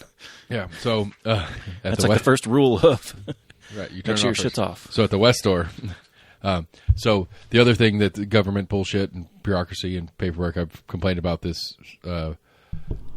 I'm required to have, so the new hemp license, I need to have my certificate of occupancy. Yeah, you were telling me about that. Right, and so I've been going all through the shit. So step one, for those of you out there that are doing anything similar, when it gets to the quote inspection phase, and you get an email that says you are now entering the inspection phase, make a copy of it. No, you need to find this other website. Well, it's this other link on the permit's website to request the inspection. When you enter the inspection phase, it's your job to schedule the inspection. The email says you are now in inspection phase. It doesn't say you're now in inspection phase. Click here to schedule. It just says you have your all the paperwork side of your shit is approved. You're now in the inspection phase. My idiot ass assumed that meant I was going to get a call and say, hey, when do you want to set up an inspection? So I didn't do anything. I waited a couple of days, and so I was getting a little impatient. I called their office. I was like, hey, I know there's a lot of parts and pieces and a lot of different departments have to look at this, but I'm a little confused on what's going on. I was looking through on the portal, and like my last thing is it says inspection approved on this date, assigned to TBA or TBD or something like that. Right. Yeah, TBA, to be assigned, I think is what it's short for. TBD, to be determined, or whatever. Assigned to this person on this date. And it's like, well, it's telling me that that it was assigned, but it hasn't given it a person yet. And like, oh yeah, you just got to go over here and you got to request the inspection. It's like, why would I have known that? Like, we got an email. I was like, yeah, but the email said I'm in inspection phase. He's like, yeah, that means you need to schedule your inspection. Why would I know that? At all? Why would I know that? And so, and the two inspections I needed fire to come out, and then I need the building inspector to come out for the final, the commercial version of the CO. Yeah. And so I call, or I put them in. They have to be a day apart because the fire final has to be on file before the building, before the final can be whatever. And so the fire department guys were awesome. They called me the morning of, and they're like, hey, we were going to come out today. When's a good time for you? And I was like, well, I got one guy got 2 locations, a different guy got a third. I was like, well, I got 3 today. Which ones do you have, and what time's good for you? And they're like, well, this, that, and the other. I was like, all right, well, we'll be open at those times. Just pop in. My managers will be there. I'll let them know you're coming. Everything will be fine. And the guy for the West store calls me. And it's like, yeah, that time's fine. I'll have a staffer there. And I was like, you know what, man? I hadn't thought about it because I hadn't thought about it. But about 1.5 years ago, the landlord tore the front of our building off and rebuilt it and made it nice and pretty. Maybe. It's arguable on the pretty part. But, he put a new front of the building on, and he moved the door over like 6 feet when he did it. He's like, yeah. And I was like, I don't think I ever moved the exit sign. He's like, that's going to be a problem. I was like, okay, I'll get it moved today. He's like, all right, well, I'm on my way out there. Send me a picture of the exit sign in the correct place, and we'll be fine. It's like, okay, cool. Thanks, man. And so he goes out there. He was funny. Apparently, he talked to Austin and told Austin some better weed spirits. Maybe that was the building guy. One of the guys that came out was telling us that because we have the Willie's hemp additive or something. Do what? Additive or like a seltzer type thing? No, it's like one of these. It's like it's a spirits. It's like a liquor bottle style. Yeah. You want some? No. Oh yeah, you're still trying to get a job.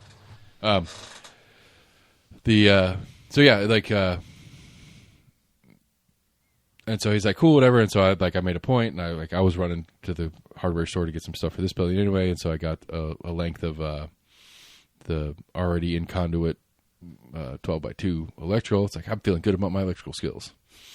And so I'm up there in the ceiling spot. It's awkward. It's weird. And I go like, Austin, we need to turn this off. He's like, okay. And so I actually unwire.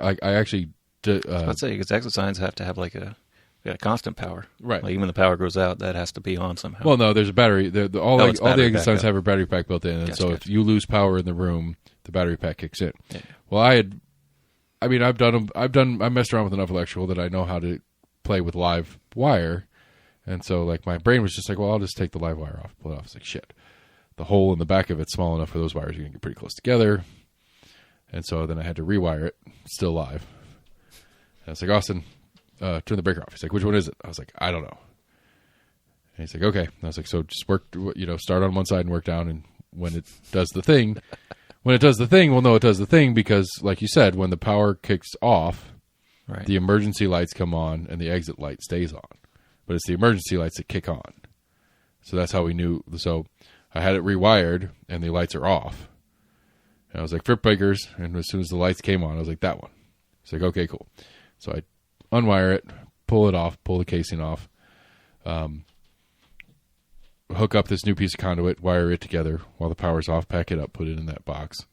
And then I bought a new box that I mounted onto the wall, run the new conduit into that, run it through the casing, run it into the exit sign, get it all mounted up, wired up. I'm like, okay, turn it on. He's like, okay, cool. I was like, flip it off again. He flips it off again. The emergency light's going. It's like, okay, it's working correctly. I was like, go ahead and turn it back on. He's like, all right. And so, like, you take the whole face of the exit sign off because that's where everything is. And so I'm pushing the wires back into the box with, like, I'm doing it by the wire nut, so I'm not touching any wires or whatever. Right. But it's only a hot and cold. Like, it's only a hot and neutral. There is no ground to it and stuff like that. So I touched something, and it shocked the fuck out of me. I'm 6 feet up in the air on the ladder. It's like, oh! All right, it didn't fall. Felt that. I was like, hey, will you shut it off again? He shuts it off again. I get it much cleaner in there and set up and push back into the corner. Put the face on. I was like, all right, turn it back on. All right, we're good. But I shocked the shit out of myself. It was bad. But then the next day, the building guy comes in. We're all clear. Everything's fucking fine. I send all these COs to the state. Now I'm waiting on the state to give me my fucking hemp or my hemp license. Nice. So that I can pay $7,500 to keep doing what I've been doing for fucking years. But it's cost of business. That's what I do. But, you know, I mean, it's like the masochist in me is like, I love the process. Like, I don't hate the process.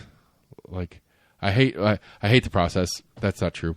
I did finally get contract from the city. My front patio at the tavern is, I have signed the contract, and I'm waiting for the mayor and a couple other people to sign the contract. And it goes into effect on July 1st. Nice. October of 2025 to July 1st. For no reason other than nobody knows what the fuck they're doing. Sorry, Chip. Not sorry, Chip. You know what you're doing. You just don't want to fucking do it, so you don't do it. The problem, I don't know if I bitched about this one on here or not. The problem with this one in particular is not dissimilar to my CO one that I was talking about a second ago. Every subset department has to touch it. Now, I didn't go through it, or at least with all my stuff on the CO one, it seemed like it moved pretty quickly and efficiently, so I'm not sure of the timing of it. But my perception, at least, of this patio thing is that it is in order. Department A gets it. Department A says, okay, we're cool with that. Then it goes to Department B. Department gets, okay, we're cool with that. Now, I understand a final, like in my CEO situation, I have plumbing, electrical, all these different people come out, do their thing, make sure it's code, make sure it's zoned, blah, blah, blah, blah. They all do their different thing. And final has to wait for everybody before they can do it. Yeah. Because final is the completion of everybody's thing. Right. I understand that this one department, this one piece doesn't touch it until every other piece has touched it. But my patio thing feels like, I don't know if this is true or not, but it feels like nobody does anything until the one before them does it. And there's no rhyme or reason to the order. There's nothing to it other than I got better shit. I got better shit to do. Yeah. And so I'm not looking at this until I have to. Well, is that department looking at it yet? No. Well, get them to clear it, and then I'll do it. Like, I feel like it's literally like a hot potato situation in the city county building. I don't want like, it's literally like, you deal with this file. You deal with this file. Yeah. I'm not touching it until somebody else signs it. Ugh. And it's like, what the fuck are we doing, guys? Like, realistically, what are we doing? I am literally... The city of Knoxville is co-producing an event this weekend. Sunday, Father's Day, everybody. If you're bored on Father's Day, or you like your dad and want to take him out and his dad's into music, or you don't like your dad and want to avoid him and want to go out and see music by yourself, wander around downtown, Market Square, Gay Street, Old City, Happy Holler, and others, and check out this cool free music event that the city of Knoxville is putting on. It's called Make Music Knoxville. Nobody's a name that you probably know. It's a bunch of artists that are local artists that are doing performances all over town in all sorts of different venues. Every venue is free to come into. It's like a Big Ears Light. Free. That's cool. And I'm doing all of my performances on my front patio. Because at this point, I almost want to get in trouble for it.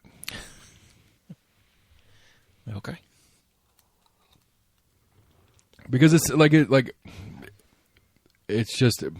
it's inefficiency. It's bureaucracy at its worst. And I loathe that. Like, I loathe it. And like, maybe Little Me's reveling in my ability to kind of laugh in the face of the rules because I'm such a fucking rule follower. I am so bad. Like my stupid house over here that I'm picking a fight with the city of Knoxville to annex me, to take me so I can pay you money so that I can use this building inside code, even though I think the code's stupid. The county version of the code is stupid. Yeah. Like, it is so fucking dumb. Literally, what we are doing in this room, this is a business. I'm operating a business right here, right now. You have parked in front of my home in your vehicle so that you can come conduct business with me here, now. And this is fine in Knox County Code. But if we took everything we're doing right now into this little building I built in my backyard, it is now a violation of code. Because it's no longer a home business, because it's not in my home. And I'm pretty sure, by rules, and I kind of want to fucking test this, but I've done building shit. I'm exhausted at building shit. By rule, the big thing that they told me when I was talking to the codes office is that it has to be conditioned. Right. So I'm pretty sure if I just built like not even a causeway, just like a tunnel from the master bedroom in our house out the sidewall into the sidewall of my building out there, and I put an AC vent at the beginning of that tunnel so that it's theoretically an AC vent that runs out of this house into that house, that technically makes it one house. And I'm debating right now in my head on whether that would be cheaper than paying city taxes. Or how many years of paying city taxes would it take to pay that off? And I'm thinking it wouldn't be that many, so maybe I should do that. Would it require you getting a larger AC unit for that added No, square I mean, footage? it nowhere in that does it say that it has to be good AC or good conditioning. Right. It has to be Because conditioned. like you can supplement, like the home can supplement with additional units. Can you just put a window unit in? Wouldn't that be considered conditioning it? But it has to be the same conditioning, unit. Right? Okay. Yeah. And so it'd be, yes, I would put a tunnel. I would put a tube out the side of my house that is an AC duct that is hooked up to my AC that's in the house. Right. And I will get it into that building, and then I will board that air register shut because I have a split unit in that building that's going to do more than enough. If anything, I would use that tube to pump cold air from that building or hot air from that building into this one. Right. But since it shares air conditioning, it would technically be one building. So maybe I should. I still want to cut through a roof. I'm scared to cut through a roof. Yeah. I got to figure out how to get internet out there too. That's my other thing I'm working on in my head right now. Fiber optic cable ain't cheap. I mean, the problem is router's right there for this house. It does not have the Wi-Fi range to get all the way out there. Right. Gaming requires. I guess you could buy a long enough Ethernet cable. Come on, man. I build those motherfuckers. Sure. Or do that too. I got to roll in the garage. I just got to do it. Yeah. I just got to figure out if I want to go over or try to bury it. I have no issues with that. That's like, that is that is a skill set that I could do. Because I mean, like this one here, like this one's hardwired into the computer right here, and then I've got it running across the ceiling in here, the basement, into the garage, up the floor into the older one's room, all the way around his room into a patch. What it's called? I can't remember what that thing's called now. It's basically a router. One in, as many as I want, up to 8 out. Yeah. So it goes into his room, into one of those, and then it goes into his computer, and then it goes through his wall into his brother's room, into his brother's computer. So his computer, both their computers and my computer are hardwired into the router. And so I could just take another one out of that and run it all the way. Well, actually, what I'm thinking in my head, at least, is I'm going to take the one, that router that's in his room, run off of that, and then go out. And then just kind of hang it off the side of the house into the side of the other house and run it into that room. And then put a Wi-Fi, hardwire Wi-Fi extender so that it would basically just be a little thing with some rabbit ears that throws Wi-Fi into that building. But there may be a gamer in that building too, so they'll need an extra router and modem. I've got switches. That's what it is. It's a switch. That's what they call it, a switch, but it's not really a switch. It's a weird thing. Anyway, splitter. Yeah. So yeah, I could figure that out because that damn magnolia is so pretty. We don't want to fuck with it. And the only way we're going to get anything from the street to that building is going to be going through that magnolia, and we don't want to do that. I got it. I can do it. I'm not worried about it. Like the thing about it, Cat 6 cable. Cat 6 cable is not as good. Fiber's the best. Like if you're talking about over long distance, fiber's what you want to do. Right. But it's harder and more expensive. But Cat 6 can go for miles. And I mean it's still milliseconds.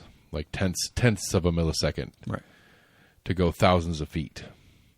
And so you take a modem that's pushing, a gig a second, doing gigabytes. You run a hard line off of it. It's not that big a deal. It's more just trying to figure out how to run a hard line off it that's not ugly. Yeah. So anyway, anything else on the local business front? On the what's it, the who's it's, the what's nots? I forgot which button it is. Top button, middle button. You got to label that shit,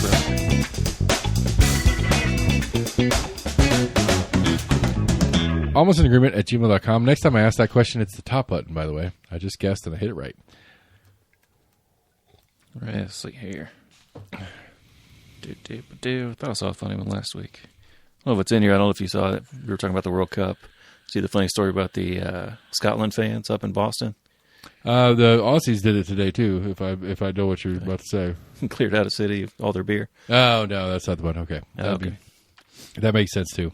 Yeah, apparently like bars and like restaurants, and I think even some stores are running out of beer. They blamed it mostly on the Scottish fans up there. I don't that's what we always talk about. We talk about it all the time when we're talking about these major events, Olympics, stuff like that. Yeah, they're very expensive for these host countries. These host countries spend a ton of money to get these events, and the economic impact isn't worth it. I'm going to go on a limb and say all the beer in Boston might generate enough tax revenue to maybe offset how much it costs to put it on. I was on an interview at least for the Boston portion. Not Scottish fan. He was like, except for Bud Light. So he's kind of like talking shit about Bud Light. I mean, it's like, all they got left is Bud Light. I don't know about that. I'm fascinated. I don't like this I don't like this North American version. I really don't. I think it's terrible. Especially when you're talking about these 3 North American countries. I don't know if Mexico could do it on their own. Canada could. The U.S. can. Canada has the facilities already. I mean, they've got their football stadiums. Canadian football stadiums. Yeah. And a few baseball stadiums. I don't know. Maybe. I think Canada has the finances to build the stuff they need to build, but has enough stuff and enough. If they build something new, Did I ever finish the story about the one in Guadalajara? Said it was a really beautiful stadium. It was, yeah. The point was like from the outside, it was a grass hill with like a scaffolding, and so instead of having like this big concrete and steel structure, it was like this grass hill that went up, and there were some tunnels for entries or whatever, and there was like a ramp that went up the grass hill, and that's how you got into the concourse area, and then you came down. Like it was a grass bowl, like it was a dirt, like it was a hill, it was a earth bowl that the stadium sat inside of. And so from the outside, it was this gorgeous grass hill with scaffolding on top. I don't know. Again, a gorgeous, beautiful stadium. Look it up. Find it. Find a photo of it. It was phenomenal. But Guadalajara Stadium. No. Stadium. Outside. This is how I Google people. You're welcome.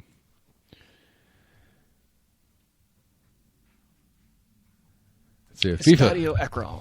FIFA World Cup 26. Hospitality.fifa.com. Guadalajara. Know before you go. There it is. Okay. See what I mean? Yeah. Like, that's awesome. Like, literally from the outside. That helps hold up the structure a little better. It's almost like it's just like an oval of ceiling-ish thing. And it's just the crowd cover part of this stadium, and there's a couple of tunnels that you can get through. It's like, it's just, I don't know. I find that phenomenally cool looking. You know, like we know all the U.S. ones. Kansas City kind of pisses me off. I don't think Kansas City should. I mean, Arrowhead's cool, but I mean, it's not that cool. Apparently, they had to do some adjustments to Seattle's football stadium. Apparently, they took out a couple of rows of seats. Maybe it was Kansas City. They were talking about it. I thought there was one they had to add some seats to or something. There's one that apparently, like the largest ever U.S. game football in U.S. was at this stadium a couple years back. For some reason, I don't know if it's Gold Cup or something like that. And the capacity now is less because when they reformatted it for World Cup, they made sure that they widened the field out a little bit because soccer fields are a little wider than football fields. Yeah. And to give good, comfortable sideline and stuff like that, they ended up taking like the first 5 rows of the seats out on both of the sides. Okay, gotcha. So, anyway. I saw some coach talking about the Mercedes-Benz Stadium. And he was like, it's a great stadium. He's like, but it's not a football stadium. It is a football stadium, not a football. Right. Well, they're Atlanta.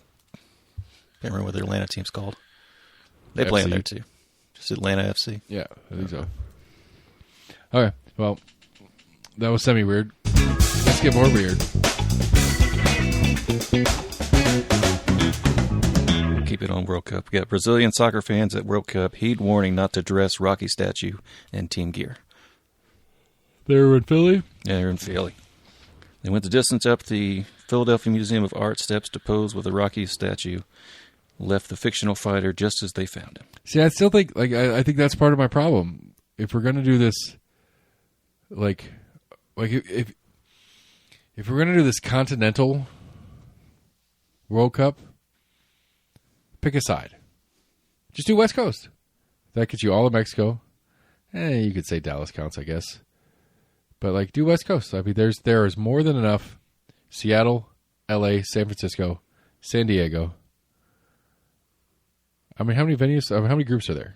I mean, we're in Group D, but there's like H, A, B, C, D, E. I think they added a whole other group, and they had like 4 or 8 more teams this year. It's like 8 groups, 10 groups.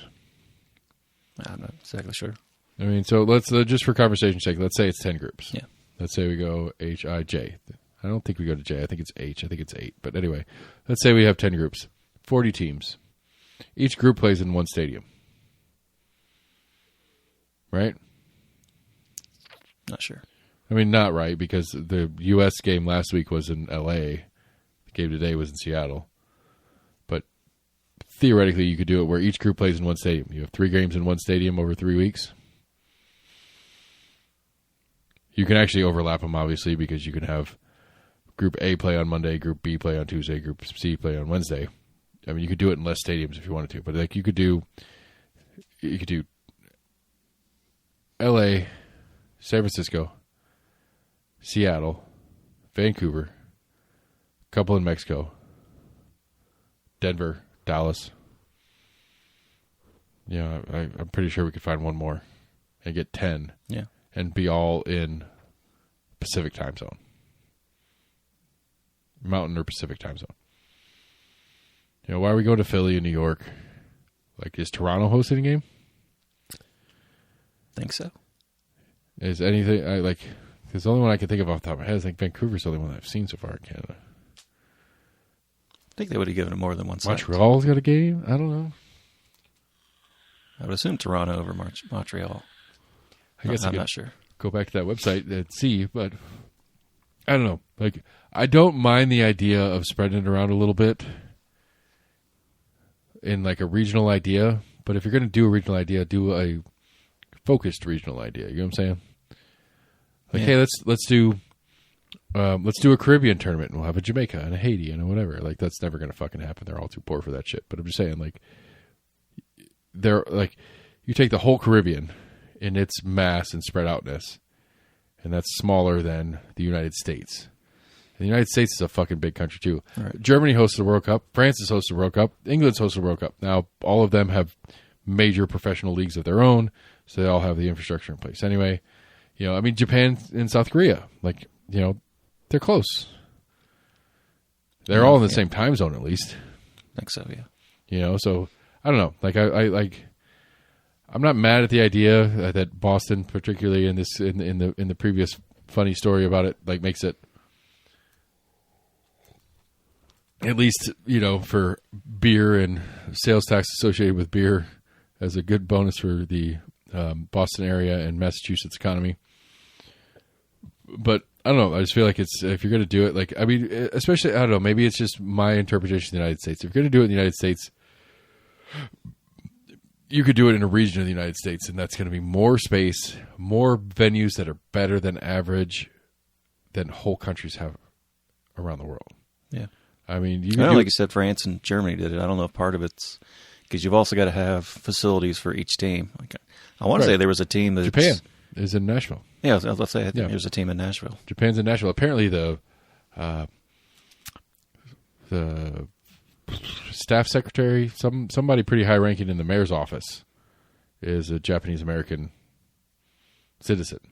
Nice. And it came into this weird little thing, and so they're practicing at the. But still, again, for the United States' sake, if you just do it in the SEC, you could do an SEC World Cup.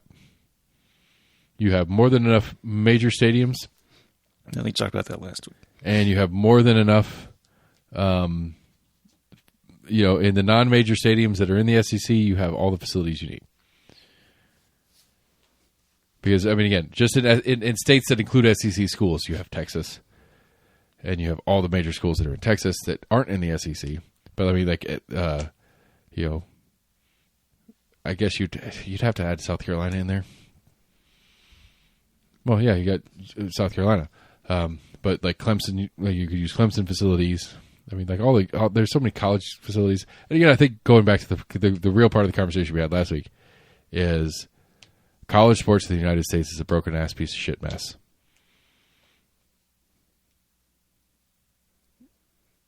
College sports are supposed to be developmental for the human being, not for the sport. I think that's the summation of my thought process from last week.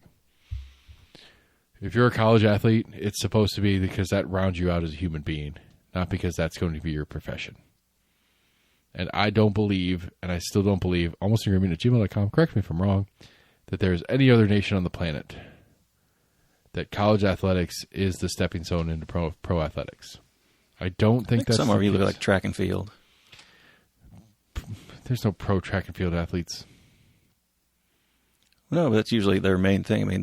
They go to there's always a national and international tournament almost every year. Sure, You've got they're the not Olympics professional athletes every four, but they're not professional athletes like we're talking about in real pro. That's what they consider their profession. I know. A lot of them don't have second agree. jobs. I agree by definition. By if we're going to get the lawyers in the room, kind of thing, 100%.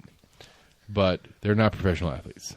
They're not multi-millionaire professional athletes. Plus they're getting a shit ton of endorsements. They get good endorsement deals and stuff like that, and good for them. I'm not trying to diminish that. I'm just saying, like, that I would bet a goodly sum that there is no Premier League soccer player that went to Harvard for soccer. Right. They went to Harvard because they were smart. Cambridge. Or Oxford or whatever. Right. They didn't go there, and they might have played soccer with some friends there, but it wasn't part of their professional athletic development. No. It was just something they did because they thought they enjoyed doing. They would have already been on like the B team at like 15, 16. Right, that's what I'm saying.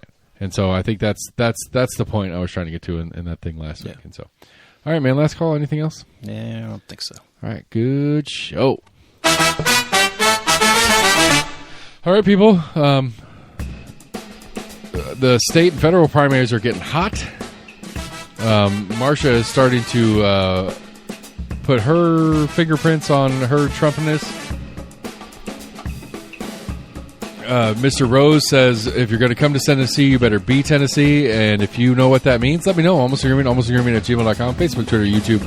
Go to the website, almostagreement, check what we're on. We are going to keep doing what we're doing, and we appreciate you guys for listening. Go to your favorite podcast providers on any of these platforms. Like, friend, share, text us your friends. Do what you can do to support the show. We appreciate every single one of you guys. And we'll be back for more. Special shout out that I almost forgot about. I apologize.